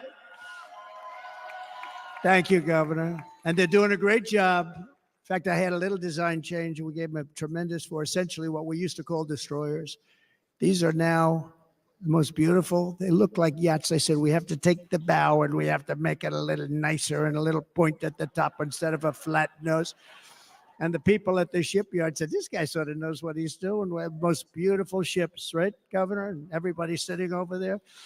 And it was a big contract that everybody wanted. I gave it to Wisconsin, but we're going to have a lot of that built right here in the state of Wisconsin and all other states. Israel has an Iron Dome. They have a missile defense system. 342 missiles were shot into Israel, and only one got through a little bit. It was badly wounded. It fell to the ground, but most of them are. And Ronald Reagan wanted this many years ago, but we really didn't have the technology many years ago. Remember, they called it Starship, spaceship, anything to mock him. But he was a very good president, very, very good. But now we have unbelievable technology. And why should other countries have this and we don't? No, we're going to build an Iron Dome over our country, and we're going to be sure that nothing can come and harm our people. And again, from an economic development standpoint, we're going to make it all right here. No more sending it out to other countries in order to help. It's America first. America first. We will unleash the power of American innovation. And as we do, we will soon be on the verge of finding the cures to cancer, Alzheimer's disease, and many other diseases. We're going to get to the bottom of it. You remember this gentleman that I don't want to mention other than one time I had to, because when you say the 10 worst, I had to do it. I didn't want anybody to be confused. But this man said, we're going to find a cure to cancer. Nothing happened. We're going to get to the cure for cancer and Alzheimer's and so many other things. We're so close to doing something great. But we need a leader that will let it be done. We will not have men playing in women's sports. That will end immediately.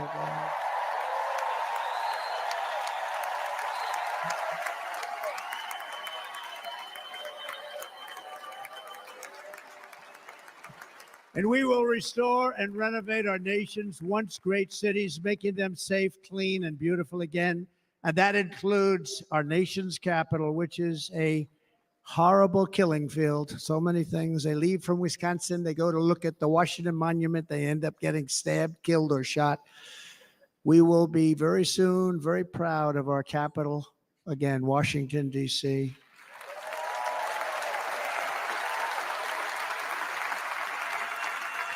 America is on the cusp of a new golden age, but we will have the courage to seize it. We're going to take it. We're going to make it a current. We're going to bring this into a golden age like never seen before. Remember this, China wants to do it. Japan wants to do it. All of these countries want to do it. We have to produce massive amounts of energy if we're going to produce the new.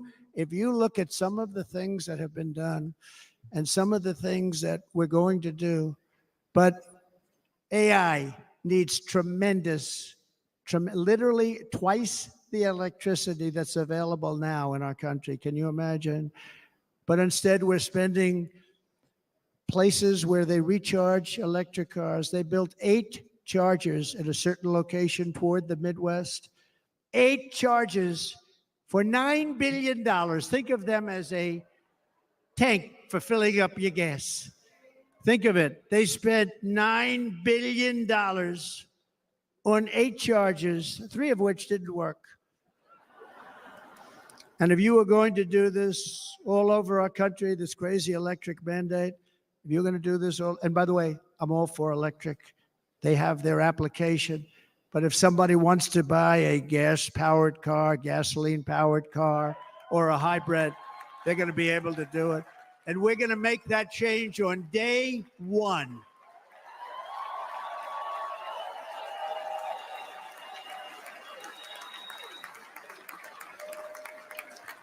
So to conclude, just a few short days ago, my journey with you nearly ended. We know that. And yet, here we are tonight, all gathered together, talking about the future, promise, and a total renewal of a thing we love very much. It's called America. We live in a world of miracles. None of us knows God's plan or where life's adventure will take us. I want to thank Franklin Graham for being here tonight. He's an outstanding man. He wrote me a note recently. I have a lot of respect for him. Sir, I love your storytelling. I think it's great in front of these big rallies. But sir, please do me one favor. It won't make any difference.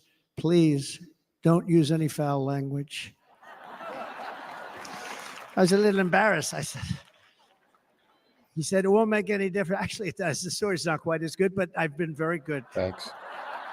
The story is not quite as good, to be honest. I've got to have a little talk with Franklin, but he was great. He's a great gentleman. His father was so incredible, Billy Graham. My father used to love taking me to see Billy Graham. My father would take me to see Billy Graham at Yankee Stadium. He had the biggest rallies you've ever seen. He was a good rally guy, too. But he'd get up, and he was a fantastic guy. My father loved Billy Graham. But I love Franklin Graham. I think Franklin's been fantastic, and I'm working so hard to adhere to his note to me. I'm working hard on it, Franklin. But if the events of last Saturday make anything clear, it is that every single moment we have on earth is a gift from God.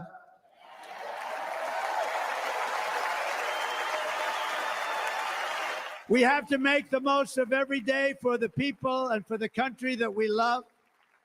The attacker in Pennsylvania wanted to stop our movement, but the truth is the movement has never been about me.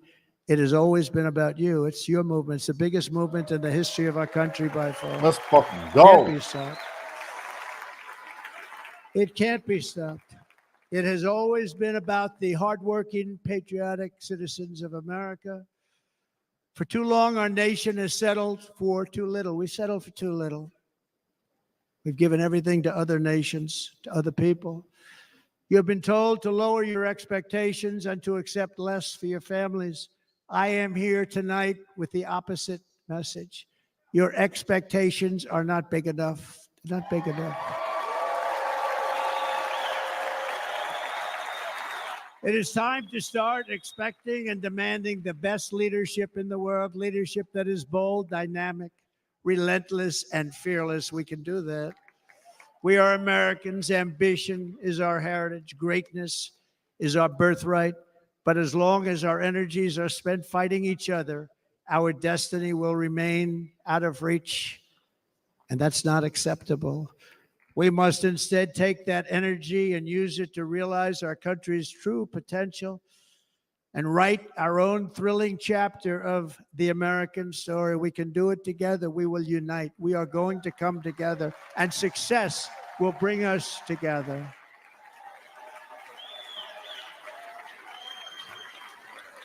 It is a story of love, sacrifice, and so many other things.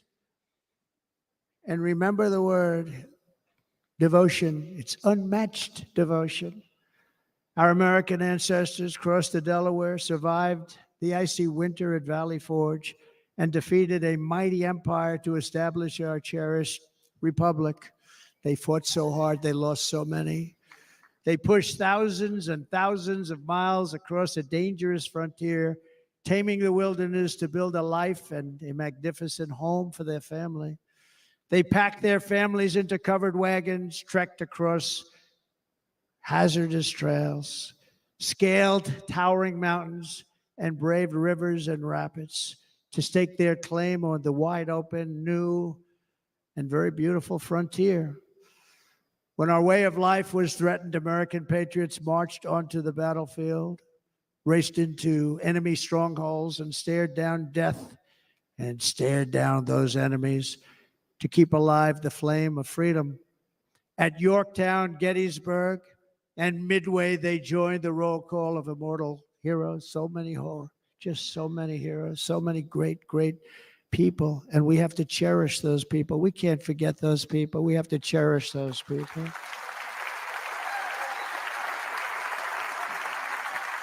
And building monuments to those great people is a good thing, not a bad thing. They saved our country. No challenge was too much. No hardship was too great. No enemy was too fierce. Together, these patriots soldiered on and endured, and they prevailed because they had faith in each other, faith in their country, and above all, they had faith in their God.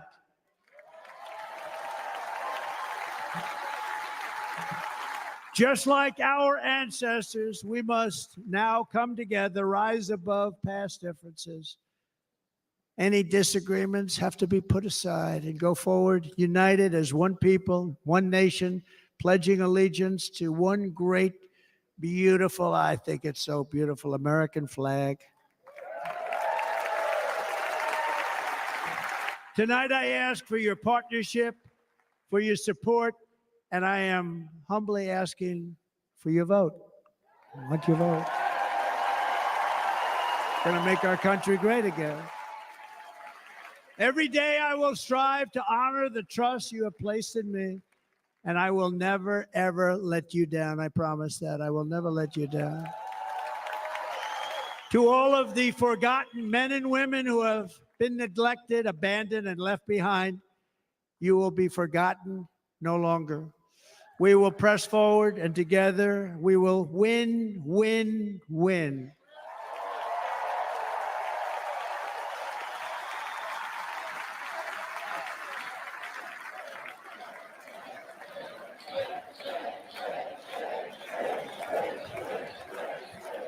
Win, win, win, win, win, win. Nothing will sway us, nothing will slow us, and no one will ever stop us. I like this. My kind of talk. No right matter here, what dog. dangers come our way, no matter what obstacles lie in our path, we will keep striving toward our shared and glorious destiny, and we will not fail. We will not fail. Together, we will save this country. We will restore the republic, and we will usher in the rich and wonderful tomorrows that our people so truly deserve. America's future will be bigger, better, bolder, brighter, happier, stronger, freer, greater, and more united than ever before.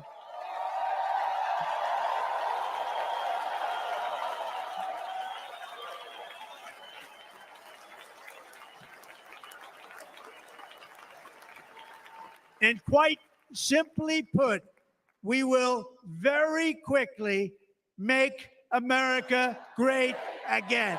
Thank you very much. Thank you very much, Wisconsin. God bless you. God bless you, Wisconsin, and God bless the United States of America, our great country. Thank you very much, everybody. Thank you. That was fantastic.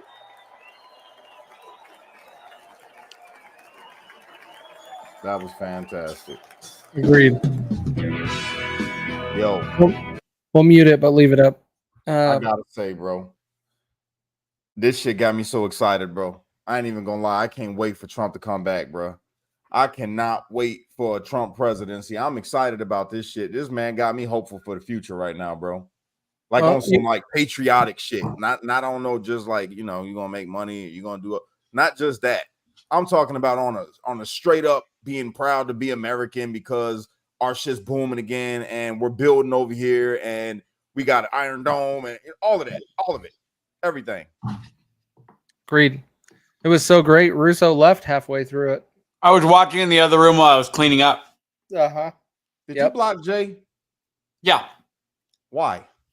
I asked permission in the private chat. You got to pay attention to the private chat. Man, blowing up my fucking comments right now, talking about I blocked him. I said, I didn't even know you were blocked, bro. What are you talking about? I didn't block you. Oh, Where's he he was blowing up your messaging you? comments? In my No, he in my phone. messaged Kash directly. That's funny. Tell him I did it. I was proud of it too. At one point, you got to flush the negativity. I was in a negative. I asked permission. I gave you like. I didn't know. I wasn't paying attention. That was on me. Well, it's all good. Overall, with this, I think I liked that Trump. I liked the transition of politics that we are starting to be more focused on the issues, not necessarily attacking each other. He did call out the weakness of the other administration, the current administration, but I think he still did it in a very direct way of just saying they're not doing very well. And this is the politics that we need today, is pointing out the problems and focusing on solutions. I think this is fantastic. I think it's fantastic as well. But I'm telling you right now, can you imagine if Trump just came out and was like, I'm not calling, for political violence against any of my adversaries, but I just want to say we got some weak ass bitches running the country right now. Weak ass bitches, bitch ass niggas, hoes and tricks. All of them need to go, and they will go underneath my presidency. That's what I'm waiting for. And the little Trump maniacs are gonna run wild. I just want to go over the fact. The big thing that I noticed is, and this is something that I say in the past, and I remind myself of it. The difference between Democrat events these days and Republican events is the Republicans will talk about what the Democrat politicians are doing wrong, and they will talk ill of the Democrat politicians while inviting Democrat voters and constituents to be a part of the American dream, to be a part of one team. Whereas the Democrats, the side that says we will come in and unify, consistently say, the MAGAs, the crazy MAGAs, the MAGA nut jobs, if you are on the left, I implore you, and I'm not telling you which way to vote, but I'm going to implore you to look deep inside and say, is your party truly the party of unity, when in all reality, all they care about is the people that believe the way they do, and they demonize people like us because we don't want men playing in women's sports. We don't want children to look at pornographic books, whether they're straight or gay books. It doesn't matter. And somehow they demonize us, even though we're saying, look, we disagree with you, but let's really focus on what matters in this country. And let's stop allowing the Democrat politicians to destroy us. And that's what I took from that hour-and-a-half speech. That's really what it was. And the other thing I took is 5 minutes from the end, he was stronger than where he started. He had more energy. Like, there was a point in the middle, I'm like, he's getting a little tired. And then he found it. And I want a question to you guys, and I'm done. How much of that do you think was teleprompter? None. No, you can tell he was right off the cuff, bro. Right off the cuff. I think it was notes at best. It was notes. Because you could tell when he. Bro, I ain't even gonna lie. I don't think he had no notes. I think he knows what the fuck he wants to say. That's what I think. That's the kind of person I'd be. I think he's got notes. I make you bet that speech, if you're going to read out that speech based on what he had on the teleprompter, I bet it was about 45 minutes. Yeah. And then he just goes in tangents. Right. And he had notes. You could tell when he looked at your notes. And the only reason why I say this is that's the way I do things, is I have notes. And it's not explicit word for word. But when I read that note, My eyes go with it. And I saw that with him. But it's not a bad thing. Like, that is not a knock at all. Yo, but either way it goes, I'm fired up right now, bro. I'm really I need some more Trump gear, bro. I don't got no Trump hats no more the way I used to. It's the only one I got left. He's been with me through it all. What happened to that reelect that motherfucker hat? I saw you have that after you got out. I don't know. I don't know what happened to it. I don't know. It somewhere there. I think I left it at my dad's house when I first got out of prison. Oh, your hat. You left your hat? I think so. I'm not sure. I'm gonna look around for it, but I think I did. The point also that I was just going to make is Joe Biden would have been lost on stage 55 minutes ago. And he would be looking at where the exit was. Like, you cannot tell me that you are trying to point out that Donald Trump is not mentally fit to do this, When he just did that for an hour and a half, Joe Biden would have been lost 30 minutes into that. 100%. And that shit was so unifying. That's what I liked. He was talking about all Americans, all race, all religion. Oh, it doesn't matter. He wants what's best for you, and I'm gonna fight for you. That's what I heard, and that shit is inspiring, bro. It's inspiring. One other thing. We were talking about some of Biden's gaffes in the last couple of days. Did you hear about, and again, this is a mental acuity thing. He was, I guess, lecturing some people on, I think, a video chat or whatever it was, and somebody slid him a note. And I read the article regarding it because they said he was bringing levity to it. Somebody slid him the note saying, "You're being too defensive, so like dial it back," or something like that. And he looked at it, and instead of realizing that this was a note to calm down, he goes, "You're being too defensive, dial it back." He mimicked the exact note, and the media covered it as him bringing levity to the situation. Like that is the only thing we're up against when he is replaced. There, you have to remember, people are like, "There's no way Newsom has a chance." You know what? And I had a great conversation with Jay DePietro earlier, and he's like, "It scares me because Biden would lose, but anybody else they bring up has a chance, and it's because it's the margin of error and the way that they can manipulate things. It is not a done deal, no matter how you look at it, because at the end of the day, no matter how much money the Democrats have, they also have 88 to 92% of the media. So the key is great moments like this RNC when you've got Democrats watching, when you're able to share content that is somewhat unifying. And as much as we can destroy Joe Biden, he's gone. He's got a couple days left. And at this point, it is all about the fact that Donald Trump just showed the Republican platform that had not even a friggin' shred of Project 2025 in it. It was, I mean, except for the core tenets of conservatism, which things like getting kids out of the, men out of the women's locker rooms, like stuff like that. Yeah. But for the most part, it was just this unifying message. It was so well done. Agreed. Hell yeah. I'm ready, bro. I'm ready. I'm looking forward to I'm hearing a lot of cheering. What's going on?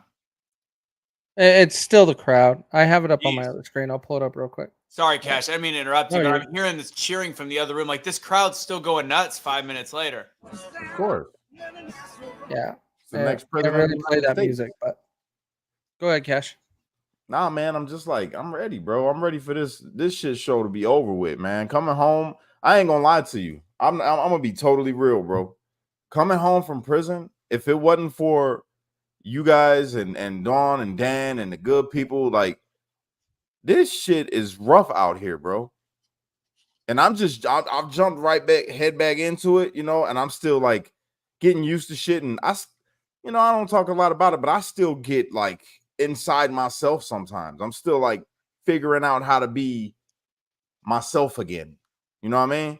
And I'm looking forward to Trump coming back into office because it's going to help restore some of that normalcy. Yeah. You know what I mean? Because right now, I swear to you, it's a whole fucking different world that I walk back into coming home, bro. This shit is really insane. And going into the stores and seeing how much shit costs, I don't get no motherfucking welfare, Joe. I should get it. I don't get no fuck. I pay for every fucking thing that I get. And it's hard. It is hard. And it's like, fuck. I just want shit to come back to normal, bro. That's it. Right. Yeah. I mean, I've been having this conversation. Like we look at, the spa being slow and we're one of the most inexpensive spas, Kelly, mine, Stephanie.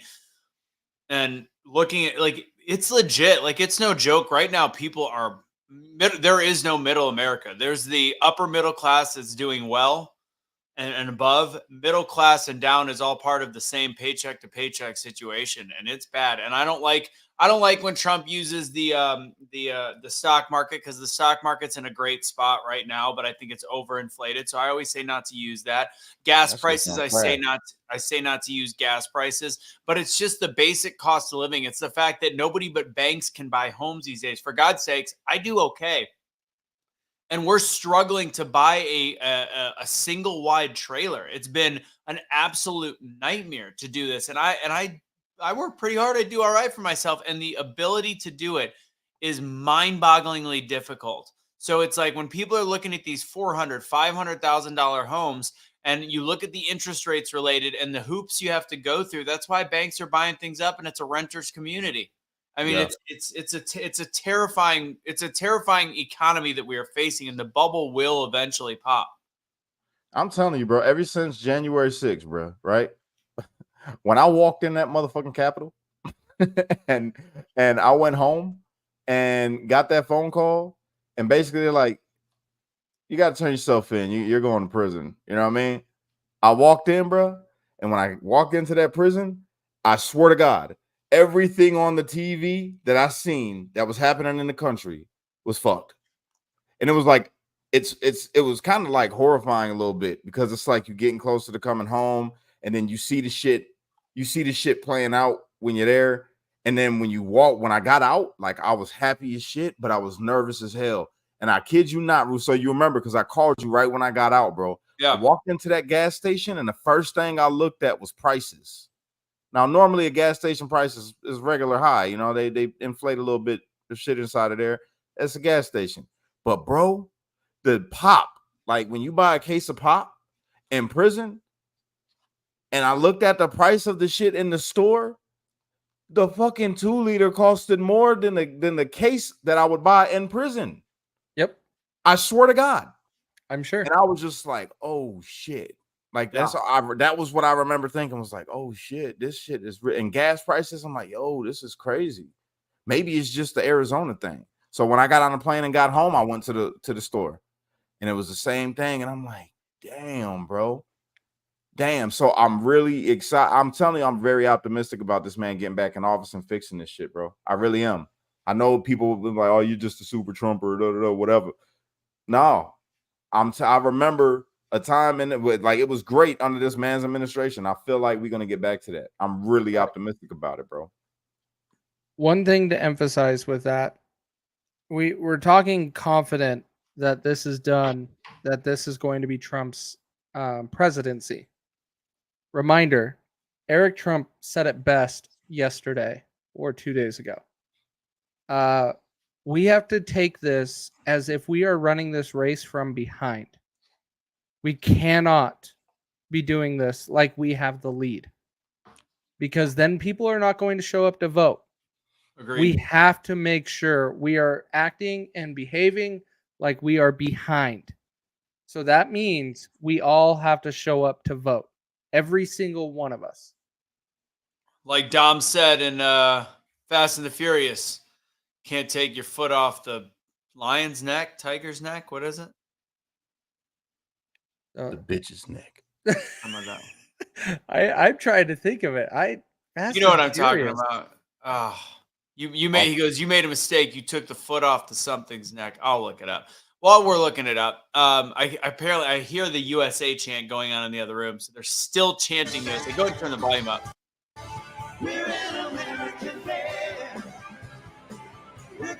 But we play the music. We'll get smacked by the music. But I did. We already did. We've already got it. I already looked on my. No, they already, really? On yours? Yeah, it's not monetized. It's got the little red symbol saying you violated whatever. So, yeah, that happened. Well, I'm more worried about for the few. Like, guys, first thing, let's call it out. 6,800 of you are watching right now. Thank you. That's crazy. Thank you. I appreciate all of y'all too, man. And I appreciate everybody out there that's been supporting us this long, you know, since before all of this, like before Joe Biden fucked up America and then his administration fucked up America. Y'all been supporting, and it's appreciated. And I especially want to thank all of you all that's been helping me personally get my platforms back that they took, man, because it's been growing. Like, I'm growing on all of them, and my YouTube is starting to pick back up. On X, my shit is bumping right now. I got 2,000 people watching live. So I appreciate all of you all, man. I'm telling you, it's pretty dope. So thank you. God for Elon Musk. Right?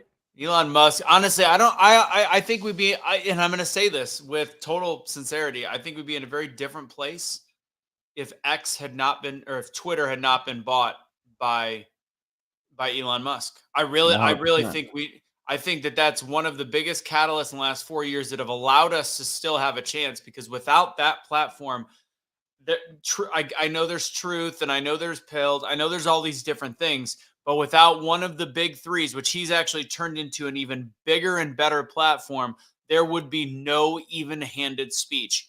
Period. Like I think it's I think we downplay the impact on his purchase on Twitter. Since we got so many people watching us right now, I want to take the time real quick for all the brothers, all my brothers, right, that's locked up because of January 6th and the people that got smeared. Because I know a lot of you all, it's your first time watching us or watching me. You've probably seen all these guys all the time, but I just got home. I just got home from prison. I was locked up with all the brothers that they said was white supremacists. All right. I was locked up with the Oath Keepers. I was locked up with the Proud Boys. They are my brothers. I want to clear the names right now. Scott Fairlamb, Tim Hale, fucking Kelly Meggs, Kenny Harrelson, Enrique Tario, I'm gonna throw him in there too. Billy Cressman, all the different names, Jessica Watkins, all of the different names of the people that they tried to label as white supremacists. Dominic Pizzola, all the brothers that they try to label white supremacists. I want to say it right here and now from the black, even though I'm just a regular American, I got darker skin, you know what I'm saying? But the black J6er that was locked up with all the other J6ers that they smeared on TV, not one of them brothers is racist. They're great dudes. I love them to death. I pray for them. Ryan Nichols, that's my brother. Like this, that's my bro. Scott Fairlamb is that's my bro. All of these things that you heard about these people, if you're watching and you're a liberal, all the things that was painted on the media about these brothers is false. It's false. So I just wanted to throw that out there right now for all my brothers that's locked up and had to deal with that, with the defamation of their name and their character is fucked up. So yeah. He didn't say anything in that platform about the J6ers, did he? No, he already said it enough. That's part of his promises. I think that was one of his promises. That was very smart not to. I think he did such a good job staying in the middle in a lot of areas. He didn't take the pro-life, side. He didn't do any of the stuff that the middle grounders get scared away by. I think that that's something to say. NPR, which is supposed to be as middle as possible, is obviously pretty far left. One of my liberal friends messaged me, liberal-ish, and he said NPR, because he was like, is he taught? We were just going back and forth, and I said, honestly, these last 3 days have been as amazing as it gets, as unifying as it gets. And he goes, yeah, that's what NPR just said. So that's a shock to me. So it's getting like, it's to the point where even the press is having to be honest. Like there is not a better Republican convention than what we just saw. As much as I dislike Nikki Haley, as much as some of the people coming in there, I'm like, how is this going to be handled? I like DeSantis. He came in there. He was awesome.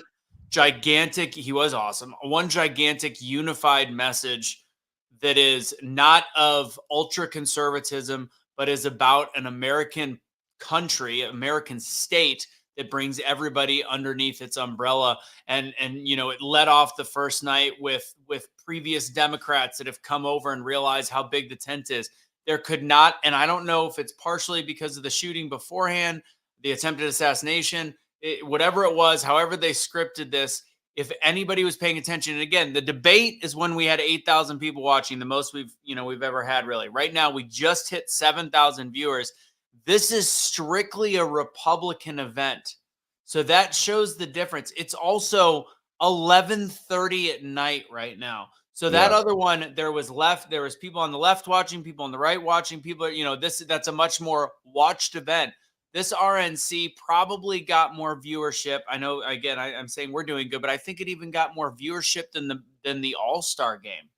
Like, it's fantastic. Like, people are engaged with politics, and if they're engaged enough, they're going to look past the CNNs, they're going to look past the MSNBCs, and they're going to learn for themselves. And what they're going to learn from this event is that the Republican Party is not the Republican Party that the Democrat leftist media has told them about. It is something different. It is something modern. It is something where you've got a Mormon, a black guy, and an Italian, previous Democrat here, libertarian on top, guy in the middle that spent time in jail because he was supporting his his so-called racist president. It's a really impressive place that we're in right now. And if people are paying attention, we can actually change this country. Facts. All day long. And I just want to show say, one thing real quick. James McGrew, Shane Jenkins, David Dempsey, Sean McHugh. I'm just throwing the names out there of all my bros, man, that are not white supremacists. Just throwing that out there. Keep it going. So I wanted to touch on what you're talking about, Russo, is if we wanted to look at what's trending on Twitter right now, you have the All-Star game, you have other things going on tonight. The All-Star game was a couple days ago. Was it? Well, okay. But and, you have and the RNC beat it on nights without Trump, which Correct. is, you know. You have everything in here that is about the event tonight. You have just the normal convention, MAGA, Hulk Hogan, Trump 2024. You have Melania, Lee Greenwood, Eric Trump. You saw Idiocracy in there, right? Yes, Idiocracy. It's crazy because you're right. You had an enormous amount of people chiming in tonight. And I'm going to say most of this is because of what happened on Saturday. Agreed. You are starting to see the movement of what we talked about on Saturday. I wanted to see another 9/12/01 out of that event, and we might be seeing that right now. We're seeing an aware group. I think we're seeing a much more alert group. People are waking up, bro. They just people are starting to see the game that's being played, bro. And it is funny because people like where I'm from, you know, understand everything that Trump's going through. When you got the motherfucking government on your ass trying to put cases on you and you didn't do the shit. Yeah. I mean, and then they try to pop you and everybody's against you and the media's smearing you. Oh shit. Yeah. Yeah. So people are waking up like all over. I just got into it. I did a TikTok live and I was decimating everybody that I was debating against. Right. And it's funny because the thing that I said was 2/3 of the Democratic Party is walking away from calling for Biden to step down. Now today, Biden's stepping down after all of them were saying that. So then you got brothers popping up. Hang on one second. Let's hear this real quick. Hang on. Oh, they're not done. He talks every night. And now, to deliver this evening's benediction, please, just restarted. Mr. Mario Dickens. No, they end it with a prayer. We're good. Shall we do it? No. You want it? It's up to you, Kash. What do you want? Nah, I'm done. Trump already spoke. But no, man. The people that started coming up into the comment section, it was normally what you would normally expect is from brothers and other motherfuckers that's, you know what I'm saying, coming in, females, black females, Mexican and all that, coming in and talking shit like, oh, you ain't that. But bro, it was filled. I had brothers jumping in the comment section. They're like, bro, you already know what it is over here in Cali. We voting Trump. Hey, bro, yeah, I'm over here from New York. We voting Trump. And it was people that looked just like me. And it was crazy because fuck you.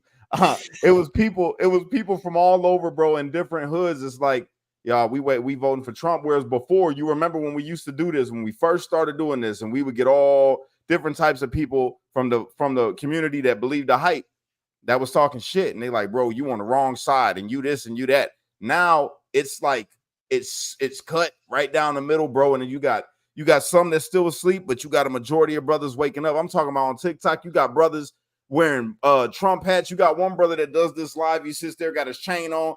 It sounds like me and everything, bro. You know what I'm saying? He's a little darker, and he gets up there and he's like, man, I don't give a fuck what you talking about. We voting Trump 2024, and he just gets to going, and his live goes crazy. You know what I'm saying? But it's a lot of people, a lot more influences coming out from the regular class of like lower class of people, like where I come from, and we're the ones that's like helping to influence and change the narrative. And I'm loving this shit because you didn't see that before. Yeah. The only people that you would see coming out talking about Trump that was black was motherfuckers that was they didn't have the black experience really. They were born different.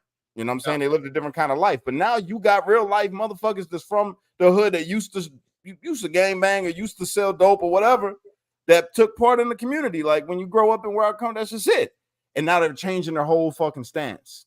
They're like, I'm finna start a business underneath this motherfucker, and I'm finna, it's like, everybody's changing their minds, bro, and it's amazing. And if we could have that group speak directly to the upper middle class white liberal, like that's the group we need. But problem is, I think they're inherently internally racist. That's a problem because they think that they know what's better for people like you, and it's breaking that mentality. And it's a difficult thing to do. I have a question for you, Kash, because Kelly always makes fun of me when I reference things and I say the word gangbanger.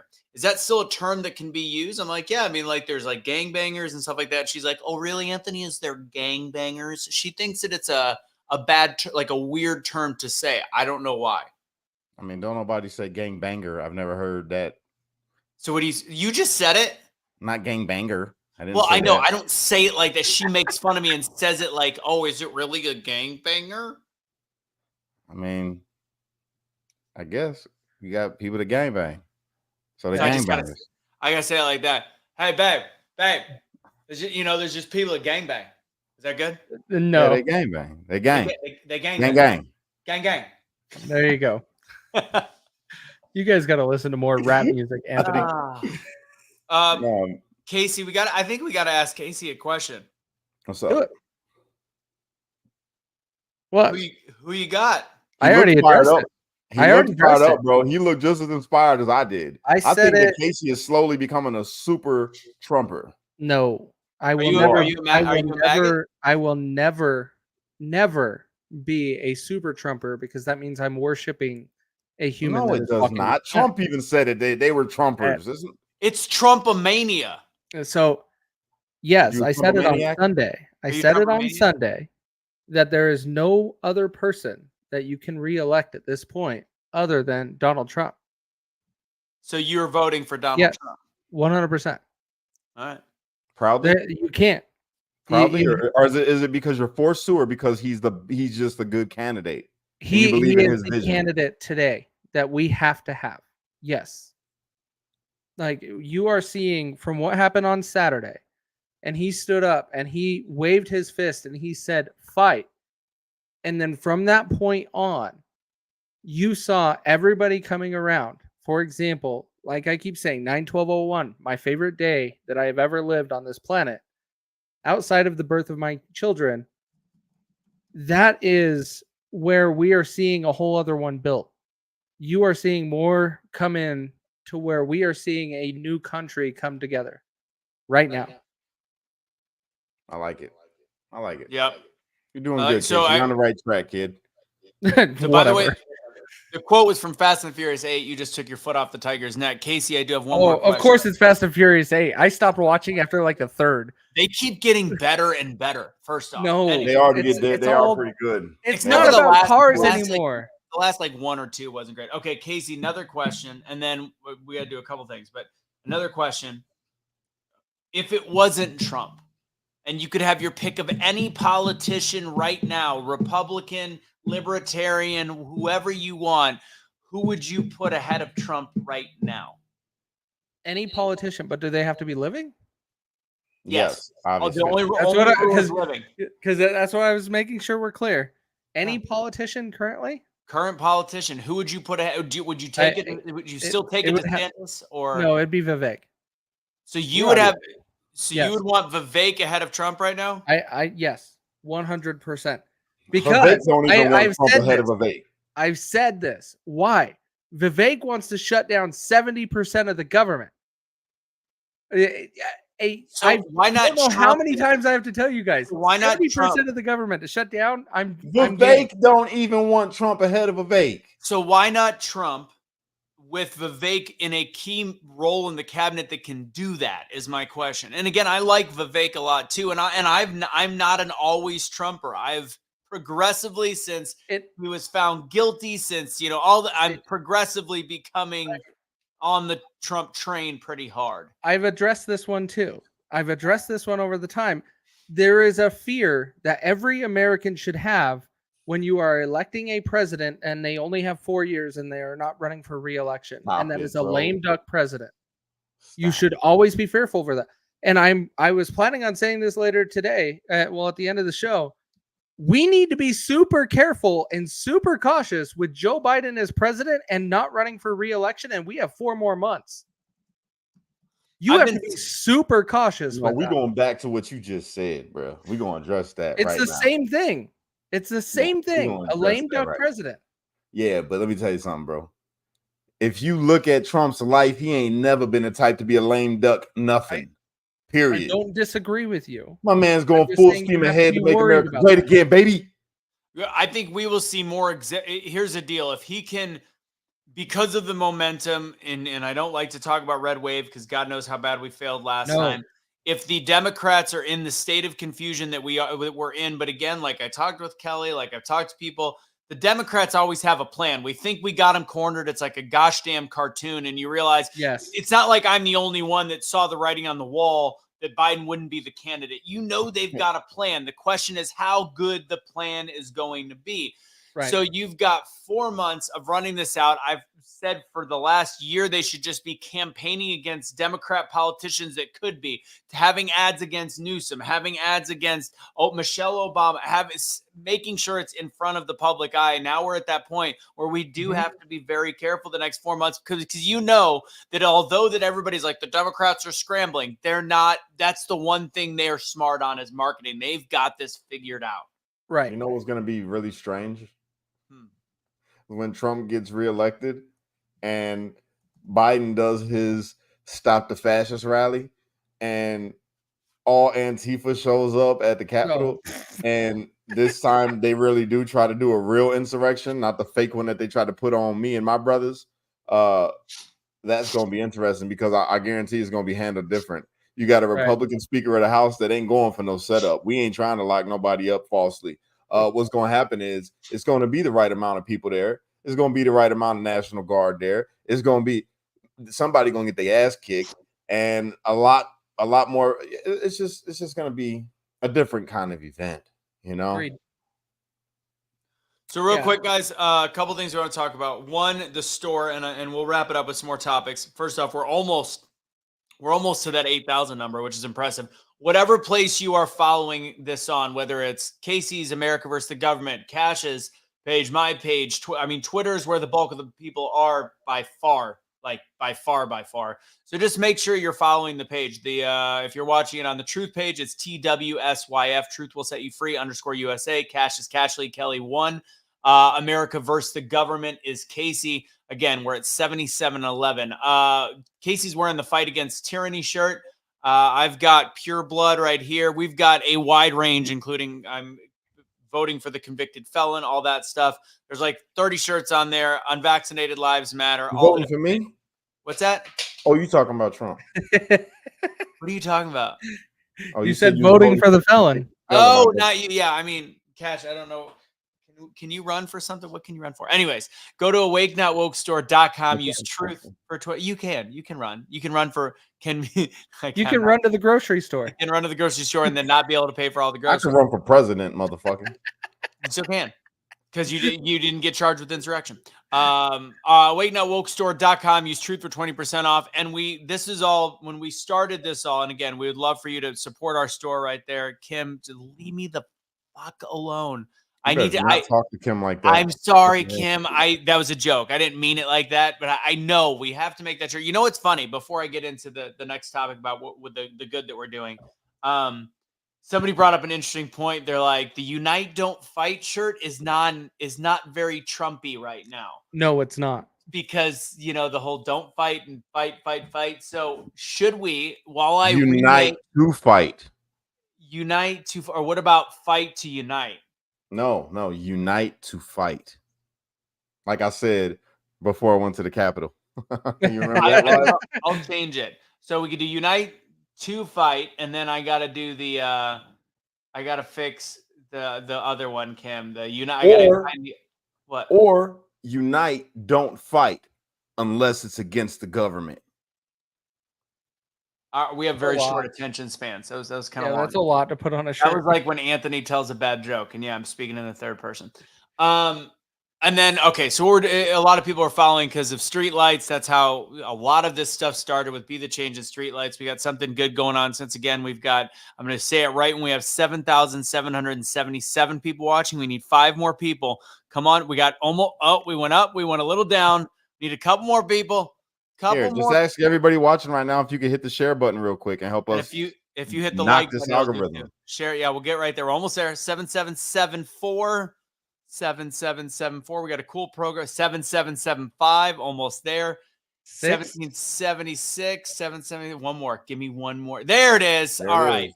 So here we got on the bottom. If you look at the bottom, we're doing a backpack drive in Hammond area, right near Kash. 219. We're gonna do it in the 219. In the Just say that. 219. So Yeah. explain what you're doing. Every dollar counts. So go ahead and talk All right. about it real cash. So, as you know, a little bit of my history, gang background, tough upbringing, rough Gang, area. We give back. We want to help these kids stay away from gangs. We want to help them stay away from drugs, stay out the streets, and learn to be a little more productive. And the way that we do that is we hit the community, and we're trying to hand out backpacks to help lift the financial burden of these parents that's struggling right now, especially underneath Bidenomics. So if anybody wants to help be a part of that, that's the way that you could do it. We're trying to get as many backpacks as we can to give out to as many kids as we can. That's the goal. That's the goal. And then the nonprofit is called the Streetlights Unity Movement. We got the page on Facebook. If you guys want to go and follow it, would appreciate that.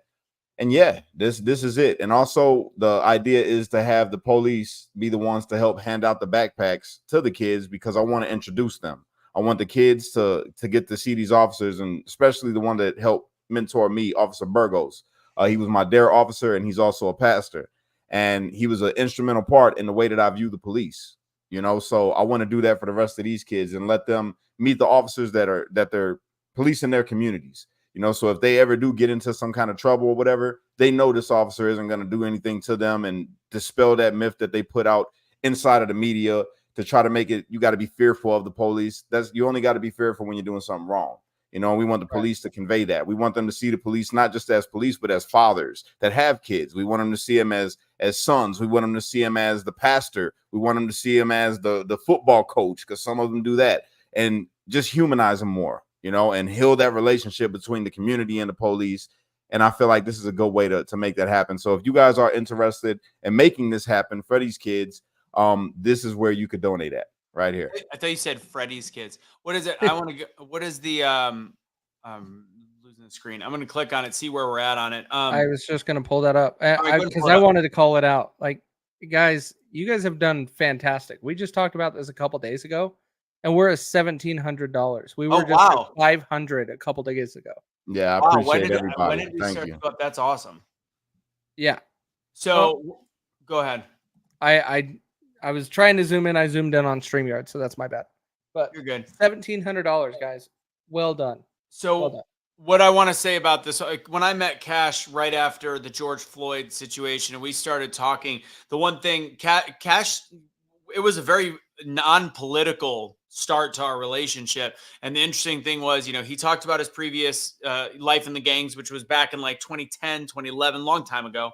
But of course, like, things weren't perfect. Like, he wasn't a perfect guy. Like, he was always evolving. I'm still not. It's still not. But there was still elements of his life that weren't perfect, whatever it was. But the one thing that I always notice is no matter what, he actually had a very high level of respect for the police. And I think that's why this police officer is important. This is before he was a pro-Trump guy, before he was a conservative influencer, before all these things. He had a great relationship with police, and he worked with police as he was leaving the gangs, and that's why he had a lot of respect. And even from his old court case that ended up coming into fruition after 2020 because it was 10 years old and because of January 6th, he had a lot of respect from his local police, period. And that's because 100%. of people like this guy. So I know that you might be from California, New York, Pennsylvania. I don't know where you're from. And it's obviously we're just helping one area in Indiana, but it doesn't matter. It gives you a chance to actually help. And if we got 7,900 people watching right now, if a tenth of you guys gave $10, that's a lot of money. So and we're doing it in the next, we actually have to order everything starting next week. So the sooner the better. I think that this one stops on Tuesday, whatever we don't use. However, we're going to have yearly stuff and quarterly. So just if you're a little late on it, that's fine. This is part of the backpack drive this week, but next week we'll start raising money for all the different initiatives we've got going on. And last thing, which I don't know if we mentioned, this is an official 501c3. You will receive a tax write-off, a taxable donation receipt. This isn't, this with the help of Don and Dan, sorry, we have had the ability to very quickly expedite a 501c3 since Kash has been out of jail. So Streetlights Unity Movement is an official 501c3. You will get a donation receipt. It will be tracked. It will go to the kids. And we will, of course, have a lot of photos, and Kash will be doing lives and stuff like that. Oh, yeah. Definitely. Yeah. This is awesome, man. I ain't gonna lie. This is the stuff that helps me keep my mind right. Keeps my mind like focused and, looking towards something. And it's this right here because, like I told you guys, I fall into myself sometimes. Just coming home from prison, and I want everybody to take note of this because there's a lot of J6ers that's coming home. It's different, and a lot of us don't like to talk about it. You don't like to talk about the way that you feel. You know what I'm saying? Especially as men. And when you go through prison, you gotta be a man like all the way. You feel me? Unless you don't, and then you're somebody's bitch. But most people end up just being a man. You feel me? And making it through. And when you come home, it's hard to talk about like how you feel because you got to keep everything in so much when you're gone. This right here helps me to be like geared towards something other than the way that I'm feeling about shit. You know what I mean? It lets me put myself in somebody else's shoes. I think about kids that struggle like I did and could potentially go down the same road that I did and potentially end up in prison like I did. And it's good. It's just a good thing. So I appreciate everybody who's helping to make this thing happen. Everybody. Thank you. Even if you just share it, even if you don't donate and you're just somebody's like, you know what, I can get behind this. Let me click the link and I'm going to share it on my page or whatever so somebody else can see it. I appreciate it. Thank you. Anna, I'm assuming yes. Kash works his butt off on Freedom Box. Yes. Yeah. Which we will talk about real quick before we head out. But the other thing, I want to bring up something that I meant to. I wasn't feeling good when we started, so I forgot and I was a little bit late. So the whole story that we were saying was in AP about the cop going up to the ladder and then turning around when he had the gun pointed at him. Yes. I have a feeling. I've got a theory, guys. Thank you, Waz. Thank you so much for sharing this. Fucking love you, Waz. Appreciate you, brother. The reason we've got 8,200 people watching. He is the arbiter of spreading the good word that is on X. So thanks to Elon, thanks to Waz, to Twitter and X greats. Waz is my Elon. What was Elon? Waz is my Elon. Wazlin. Okay. Anyways, so I realized, I started thinking because the police have denounced it. Now the police, the head of police came out and goes, we had nothing to do with security. We were told we could only deal with traffic. And I think this is another diversion tactic that somebody anonymously told the AP that knew that the AP would get it to spread to Newsweek, that would get it to spread to CNN, that would get it to spread to Fox, it would get it to spread everywhere. I don't think any police officer went up on that building. I think that was a complete diversion tactic from the ultimate failure that was the Secret Service. I don't think and remember, we on the show were like, it is being reported in places, but I don't necessarily believe it. I even believe it less at this point. I think that is them trying to take relief off of the complete failure that is the Secret Service, a diversion tactic. I don't disagree. I've just been waiting, right? Focusing on what's real. Like one of the things that went around viral on X today and then freaking got shut down super quick. Shout out to all of the people that have influence in social media. That's the Hodge twins. That is all of the big people on social media. Mario Nafal, you had Charlie Kirk, you had all of these guys share out this video instantly because they thought it was it. They thought it was showing that Trump's ear was clipped and you could actually see the bullet go through it. Within seconds, everybody after watching it a second time noticed it was fake. And it disappeared from Twitter because everybody just started deleting their posts. And there's a few people still out there and doing it, but those are the type of things that we have to do. Is we can't grasp onto things and just say this is the truth when it first comes out. Like sometimes it's not the truth. And that is what happened there with the guy getting on the ladder. I feel the same way with it. I'm just waiting for someone to say it did happen or it didn't happen. That was really there. And then we'll find out. Yeah. I said it before. I think we're going to find out some really crazy shit about this. If sooner or later it's going to come out and it's going to be mind blowing. That's what I believe. Have you seen Ivory Hecker talk about the angles of the roof? Yes. The whole fact that the guy, first off, the slope roof thing is ridiculous and bullshit. That's just stupid. The other thing is, they looked at, and again, I'd like to be there on the floor, on the ground, but where he was on the sloped roof, the roof was in his way. The roof was in his way. There's so many things that, like in the days of the JFK shooting, you didn't have the same abilities that we have to place together footage. Yeah. Now, the one guy that I'm pissed at, did you see? And everybody's mad at him. Like, of course you had the perfect shot and you ruined it with the selfie. I mean, he didn't know that there was about to be a shooting, but he literally is videoing from the back where the ear is. I was wondering if you're going to see this. We're up above 2,000. Yeah. Oh my God, that's insane. Yeah. Thank you guys. I think that was one person. That was Coach. Oh, really? Yeah. How do you see who's donating? I can't see. No, he commented. I only put it together because Coach Lake said that it just gave 3 bones. Oh, nice. You're showing your whiteness, Russo. Shut up. Appreciate that, Coach. Straight up. Thank you. Nice. Yeah. People are talking about a second shooter. Again, but so the guy had the perfect. So. I mean, I'm not saying it's impossible. I'm watching the guy. He's videoing, and then all of a sudden he does like a selfie. Yeah, at the wrong time. He had the perfect angle to see. I mean, he would have had the shot. Yeah. And he just, with a second to go, he turned and he's like, and you hear pop, pop, pop, and you're like, yeah, he's doing this, and I'm like, dude, why? No, wrong time. I'm telling you, bro. I really do believe that there was a second shooter. Have you seen Honest that to video? God, though, I believe that. You say what? Have you seen that video? Nah, I ain't seen the one it. with the selfie. I got it. People are so mad at the guy. Like, you had. I am annoyed, and then you had to be. And I'm like, it's annoying, but it's not like the guy had any idea that this is gonna happen. No, they didn't. It's just like, holy crap.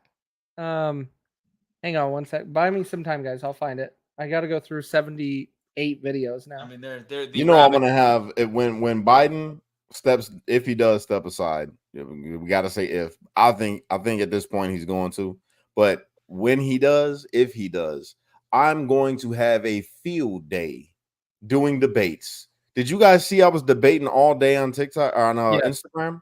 I did. Did you see me shutting down my man Mitch?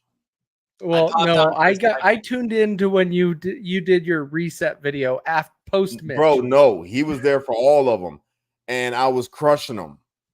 I was crushing them in the debate, and it was hard to watch if you're a Mitch fan. He couldn't do nothing because, again, how are you going to debate? You can't say nothing about me being anything. You know what I'm saying? Because I tell him, I'm not a Republican or a Democrat, bro. I'm a Trumpster. I'm a Trump supporter. That's what I am. And you what are you going to say? I don't care about your little talking points that you got about the Republican Party. I agree with you. There's a lot of corrupt Republicans. If they're not preaching America first, then I'm not fucking with them. Period. If they are not agreeing with what Trump's trying to do for America, I don't agree with them. I don't fuck with them. I am a Trump supporter.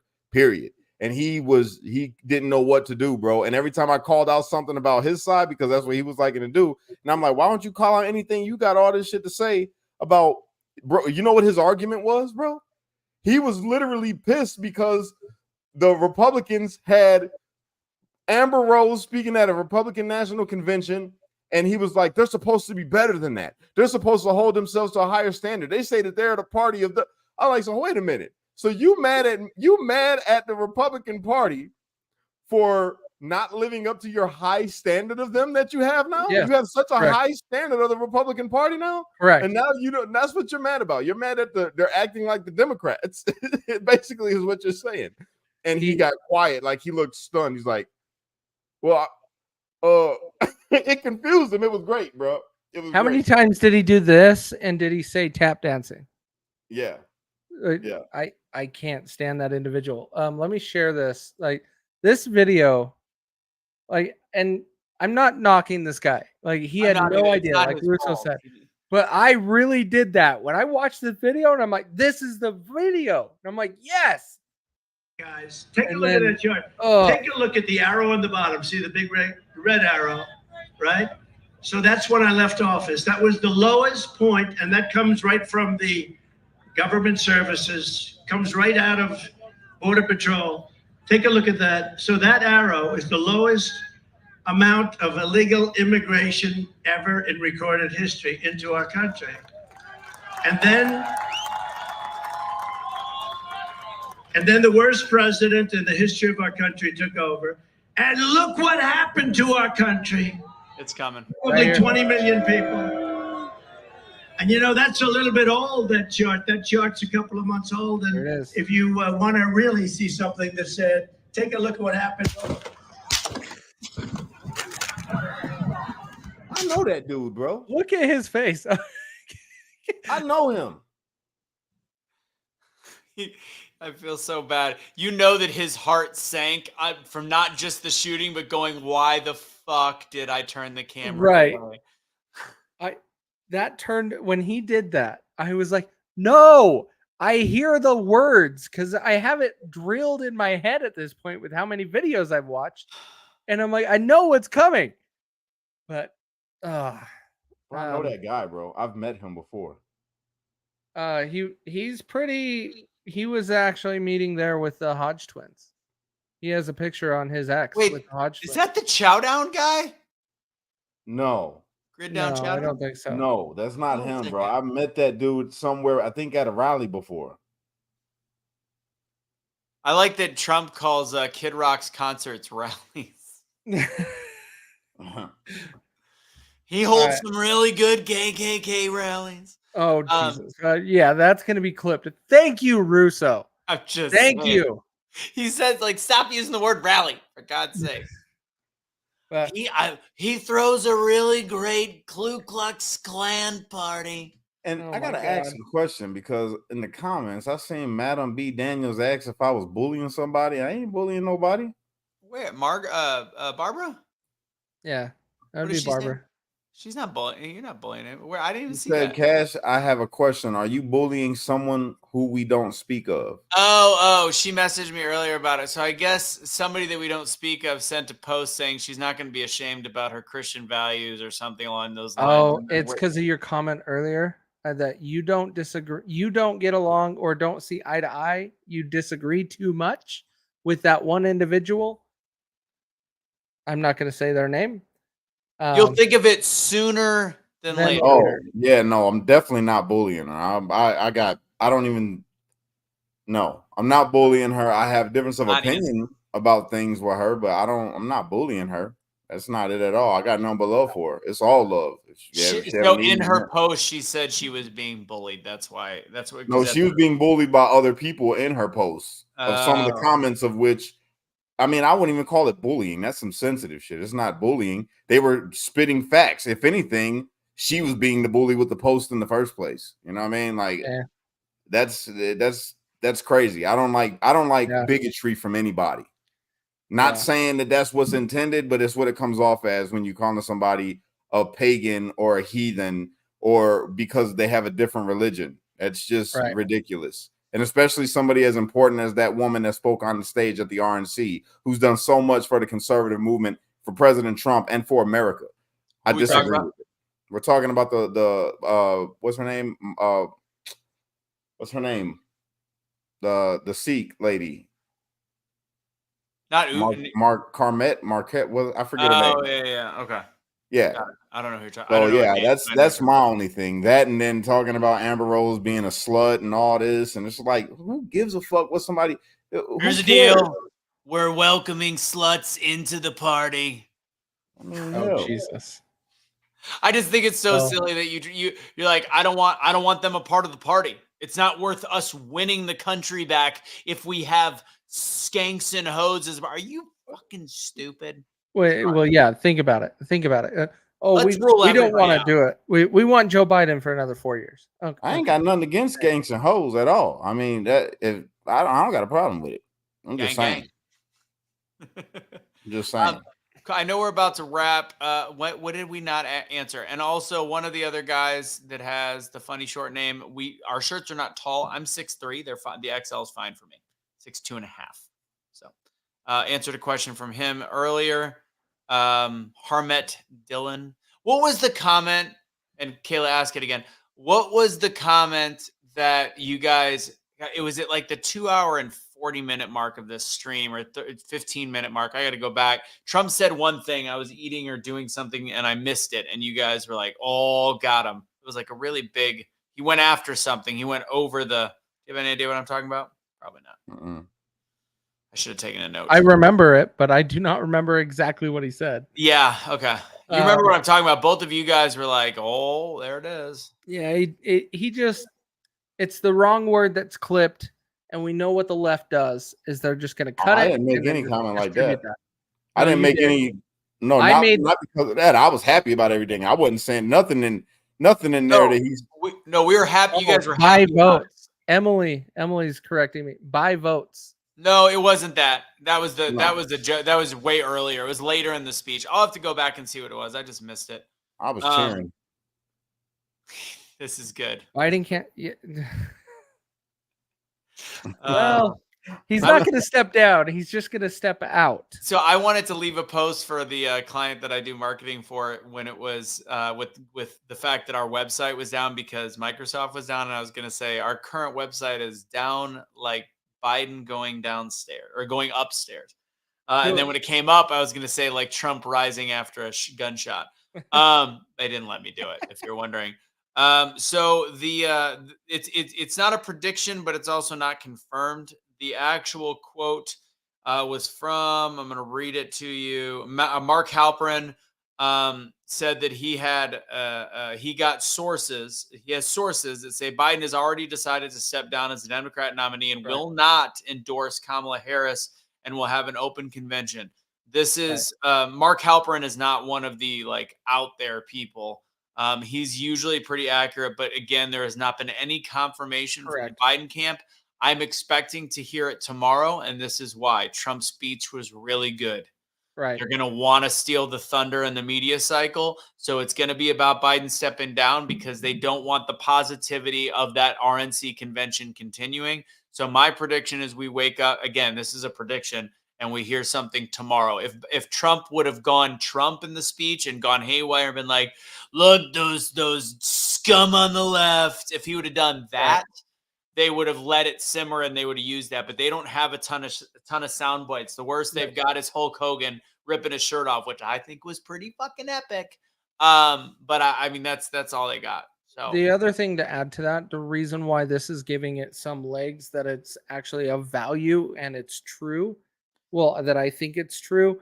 You had Chuck Schumer, Hakeem Jeffries, you had Adam Schiff, all of these big name Democrats turn on him in the last 24 hours. And so all of them have called on him to step down, step out of the race, not step down, step out of the race. And so that is where I think what was released today has a lot of facts to it. And we're going to probably see it like it's predicted by Sunday. Yeah, it's predicted by Sunday. They're saying by the beginning of next week. I think based on what we just saw, I think tomorrow makes sense. I agree. I with think you. it's going to be tomorrow. So, all right, all right, guys.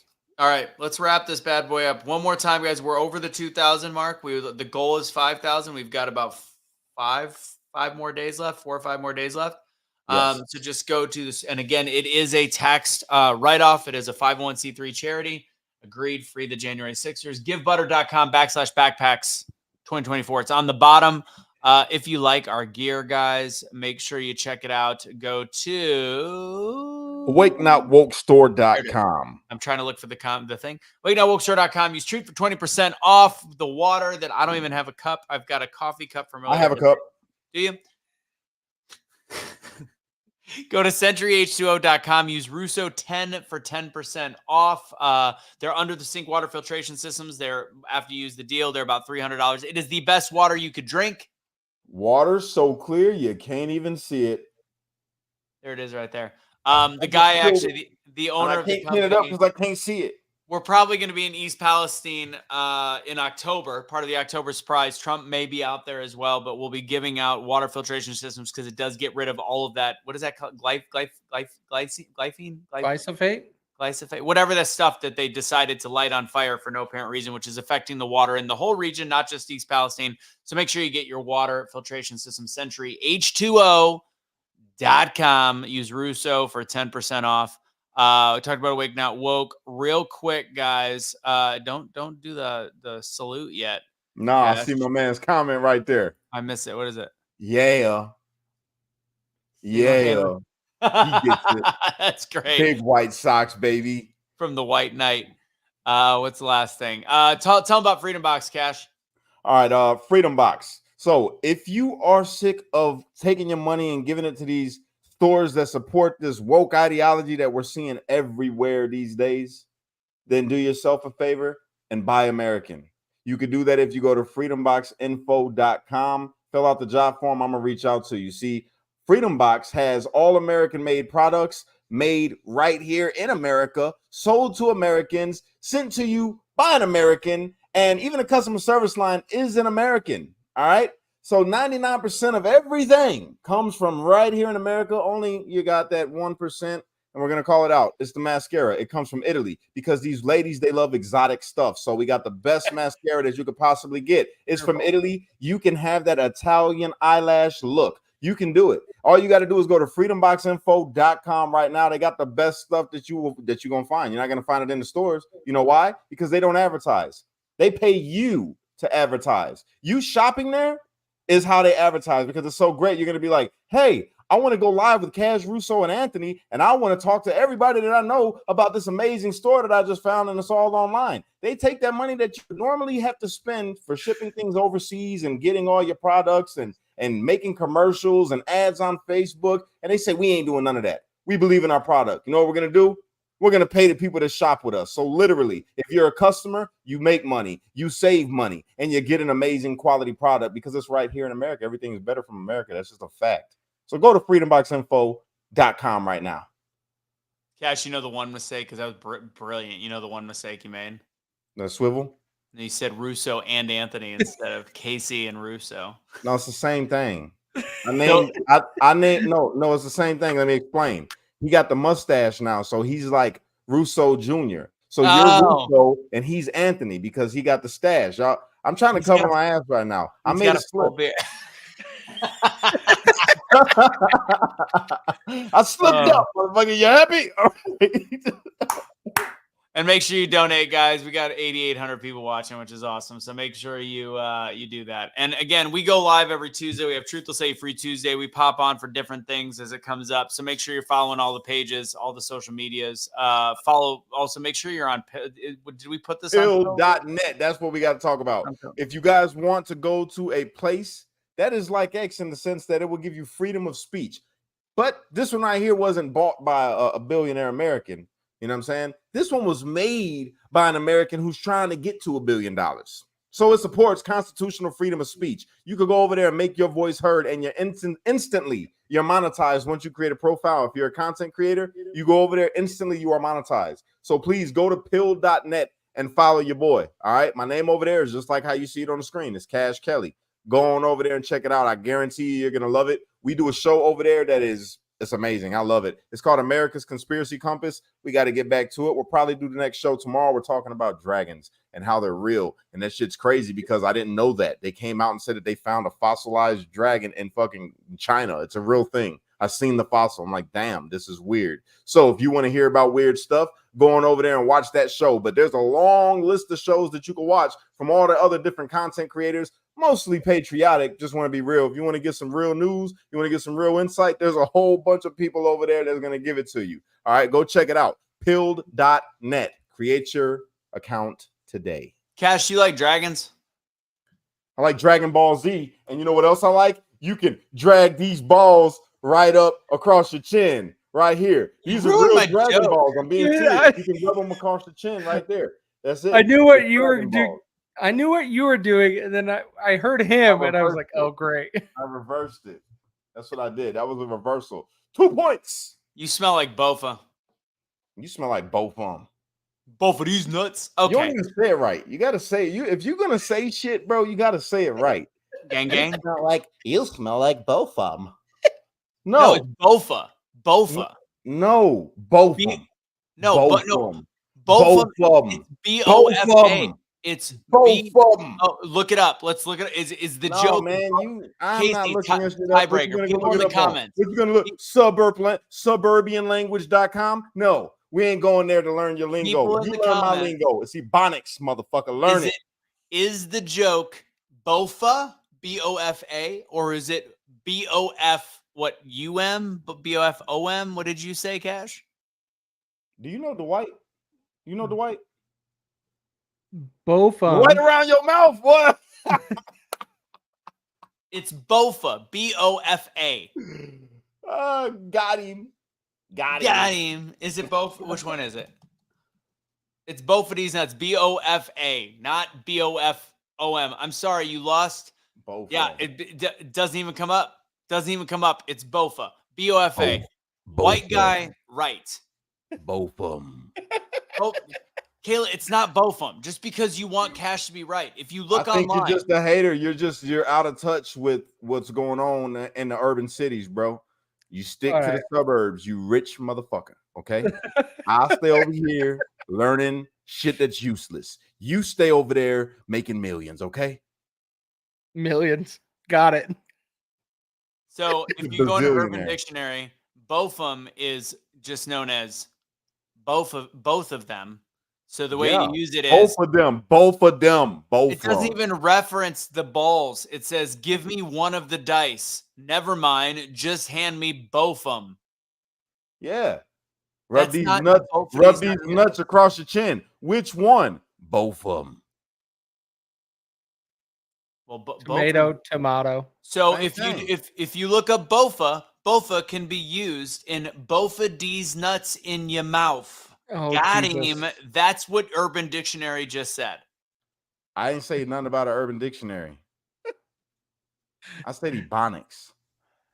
Oh God, this is actually really funny. Okay, let me just this is how we end. BOFA in the Urban Dictionary, the first stage of verbally transmitted disease, usually non-fatal and asymptomatic. However, once it progresses to stage 2, ligma, it is extremely dangerous. Stage 3, commonly referred to as ETMA, is incredibly uncommon due to ligma's astronomical fatality rates of 99.87, and thusly has never been observed in laboratory conditions.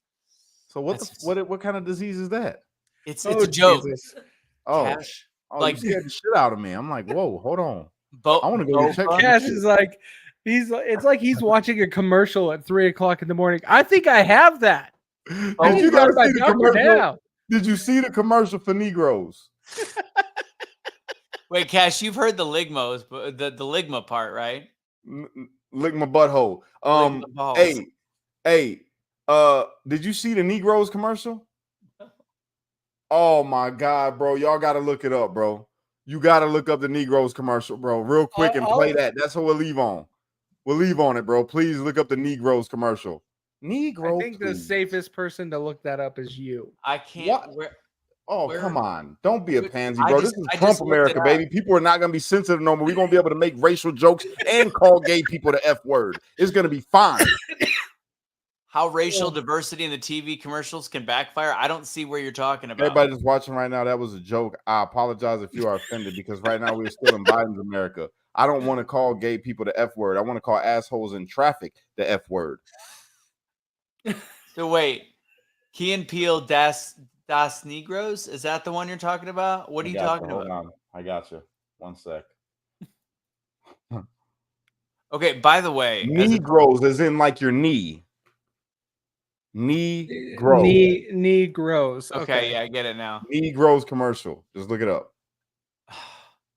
Can you send me a link? Side note, You're a Mac user. Hang on. Negroes. By the way, Kelly and I were watching. All right, I got it. Video. Oh, I got it too. All right, go ahead, Kaecey. Do it. Do it. Don't be sensitive either, people. Fuck, it's a joke. When you can't do the activities you love, you can't be you. 3 out of 5 young adults experience early onset arthritis. Negro can help. Negro increases cartilage and strengthens muscle tissue in the knees so you can feel like you again. Don't be a slave to joint pain. Free yourself, and the results will be noticeable. Hey, that guy's using Negro. Hey, Negro. Negro. Hey, Negro. Negro. Look at him go. Negro, get back to what you do best. Get back to you. Negro, please. Negro is available only by prescription. Consult your doctor to see if Negro is right for you. Negro, please. Yeah, that's good. That's good. I got one more. You guys remember that I really want to play it so bad, bro. I've been wanting to send this fucking reel out because it's so funny to me, but I know a lot of people will be offended. And that's the only reason why I ain't put it out, because I might get taken down if I do, right? But it's this one that I sent you guys of the dude, the white boy, he's in blackface and he got the afro and he's got a gun. And he looks over at the screen and he's talking to these white chicks that's on, on his live. And he's like, "You motherfuckers gonna call me racist?" And he's pointing at the phone and they're like, "Oh my God, you're such a fucking racist." He goes, "You hear that, George?" And he got the George Floyd dog. And he's like, "These motherfuckers said I'm racist, motherfucker." And he's pointing at the screen and these motherfucking women lost it. They got so mad, dog. And I know people are gonna say, "Oh my God, that's horrible. You shouldn't make a joke like that." It's dark humor. I thought it was hilarious. This shit was funny. But there's one more that I have not sent to y'all. All right. And it's fucked up because I found it on X. And X got some fucked up stuff on there, right? So this one was hilarious. It's this dude. He's a white guy, regular looking white dude, and he's sitting there in a chair and he's on talking with these black dudes, and the black dudes have got all these guns. They're like, "Yeah, motherfucker," and they pointing at the guns. They're like, "Yeah, motherfucker, we'll kill you," whatever. And then the dude pulls out his. It doesn't look like a gun, but it's something. And they start laughing at it because it looks like a joke compared to the Glocks and the extendos that they got. And he points it at him and he pulls it. And he's laughing and they're laughing. They laughing at him. He pulls it and a bang comes out, right? You know the thing how it says bang? And then they're laughing at him. He turns it to the side and it says the N-word. It says the N-word on it. And they all stop laughing. They go. And he starts laughing. He goes, "I got you, motherfucker."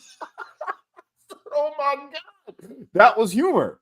That shit was funny to me. You know what I'm saying? That was funny to me. And the reason why it was funny is when you go in the comments, it's nothing but black. It's all people like me.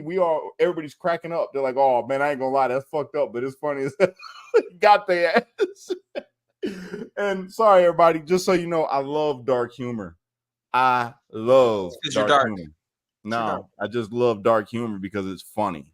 I like Richard Pryor. I like the more edgy kind of comedy, Dave Chappelle's old stuff and his new stuff now, really. But I love this is, I forget his name, the white comic. He's fucking dark. He says some really messed up stuff. But yeah, that's just me. I like dark humor. So if you're offended easily, you don't got to follow me. I understand. But I encourage you to because I'm very informative as well. It's my dark humor. A last thing, and I'm going to say it. If you guys want to, I do free speaking workshops on Wednesday nights. If you want to have a very intimate Zoom, we do less than 20 people typically. Go ahead and sign up. By less than 20, it's usually 6 to 10. Go to doubledownspeaking.com and you could register. It's a free workshop. I'm a professional speaker. That's how I become part of the drudgy middle class. But yeah, I teach speaking. We have a lot of fun, and it is a free workshop on Wednesday nights, 6 p.m. Central Time. Doubledownspeaking.com. Go ahead and get registered. It's a lot of fun. It's a lot of one-on-one. It's interactive. If you have any interest in getting better at communication or being a speaker or whatever, all the things. Kash, take us home. Unite. Don't fight. Be a street light. Because only you could be the change you wish to see in the world. And when you get too stressed out, you got to remember to pray, America. Because without God, everything falls apart. That's a fact. Woo! Yeah, brother. We don't have a screen to go on top of this, do we? So we No, it's just us talking. Just us. It's three guys, three amigos from different walks of life that should have never met. Just the three of us. Yeah, we can make it. Thank the internet. Thank the internet. A real nigga with a mustache, a nigga with a hat and a beard. Just all talking. But this is weird. You're racist if you think that nigga is only supposed to be applied to black people. Because where I come from, anybody that you're friends with, that's your nigga. I think we're just trying to get up to 9,000. We're so close, but we're not there. I'm just saying. No. I'm just saying. You know, it's just a damn shame, you guys. It's a damn shame the way that the world is right now. The state of the world, everybody's so sensitive. You know, I don't understand it. I don't get why people are so sensitive. I mean, I do, but I don't, you know. And then you got people so confused. They don't know what they want to do, what they want to be in life. I've seen somebody identify as a fucking pineapple. Shit's strange. It's strange. How do you identify as a pineapple? I don't understand. It makes no sense. But there's a real funny guy's page on Instagram, and he makes these funny ass videos. I'm gonna remix for you guys. I'm gonna remix one just so you can see what I'm talking about. It's just the funniest shit in the world, and it's edgy. And we need that again. You know, we need to be edgy in America again. We've got to. And I'm trying to carry us all the way to 9,000. So close. Favor. We're almost there. We just need 13 more people. Can you hit the share button? That'd be cool. Let them hear me just rambling about shit, you know? And there's a really cool image up on the screen right now. DEI hire, you know, Trump victorious over the bullet. It's like Superman, you know? It's pretty cool. Look at that guy. Looks like Men in Black. Oh, we're losing. We're losing. We're losing. Oh, they're leaving us. They're going. 88, What happens 89. when you mention DEI? I We know. will silently fade away into the distance. Here we go. Oh, we're going back up. We're going to talk again. I'm upset my friend Joe Vilmo had tickets to the RNC. I didn't even think about it. I probably could have gone. But You can go to the DNC. No, I'm good. You sure? I'll watch Them tickets are available. There's not going to be a lot of people there. Yeah, it's in Chicago. You'll take some lead home with you. We do have to watch it. I think it's important to watch it. You got to watch the DNC? Oh, Yeah, I think it's I important. will. It's important to see both sides. Yeah. All right. Well, we'll do it, I guess. We'll cover it. We just need 5 more I people. think it's going to get crashed, to be honest with you. I don't know if you guys seen that, but they already threatened them. The people in Chicago threatened, if y'all bring the motherfucking DNC over here, it's going down. You think we're going to just sit by and let you motherfuckers ruin our country and bring all these people from overseas and everywhere else and abroad coming through the southern border and giving them every fucking thing that we've been asking for all these years? You got us fucked up. That's what they told them, literally. That's what they said. They said, man, we ain't going for none of that shit. Y'all had that over here. We crashing this ball. Ain't going to be no party. That's what they said in Chicago. I'm not bullshitting you. As a matter of fact, I'm going to share it. 9,000. 9,000. Let's get the hell out of here. 9,003. We still going up. Fuck it. Let's keep it moving. This is what's going on in Chicago. In Chicago, everybody is fed up. Did you know that if you are black or Mexican, right, or white, and you live in Chicago and you try to go get into one of them cooling vans on a really hot fucking summer day, you know, and you homeless and you might have been a vet or anything, right? You walk up to that cooling van and you say, hey, man, I'm really fucking hot. I ain't got nowhere to go. Can I come in and cool off? You know what they're going to say? Are you from America? They're going to say, yeah, I live right here in Chicago. And I'm like, get the fuck out of here. This is for the migrants only, bitch. That's what they tell them. That's what they tell them. They don't let American citizens cool off, bro. Good night. And they wonder why Chicago's so fucked up and hot. That's why the block is hot, because motherfuckers is actually hot in Chicago. I feel like this is the beginning of Big Lebowski. You said the F word 342 You know, I'm just in mode right now. It's after midnight. I'm just being me. Shit. Can I hit the end button? Yeah, go ahead. Thank you guys for tuning in. I appreciate it. Give me a follow on all the platforms, especially YouTube. I need some help. Shit's going down over this bad. Help me. Cash Kelly, the Streetlight.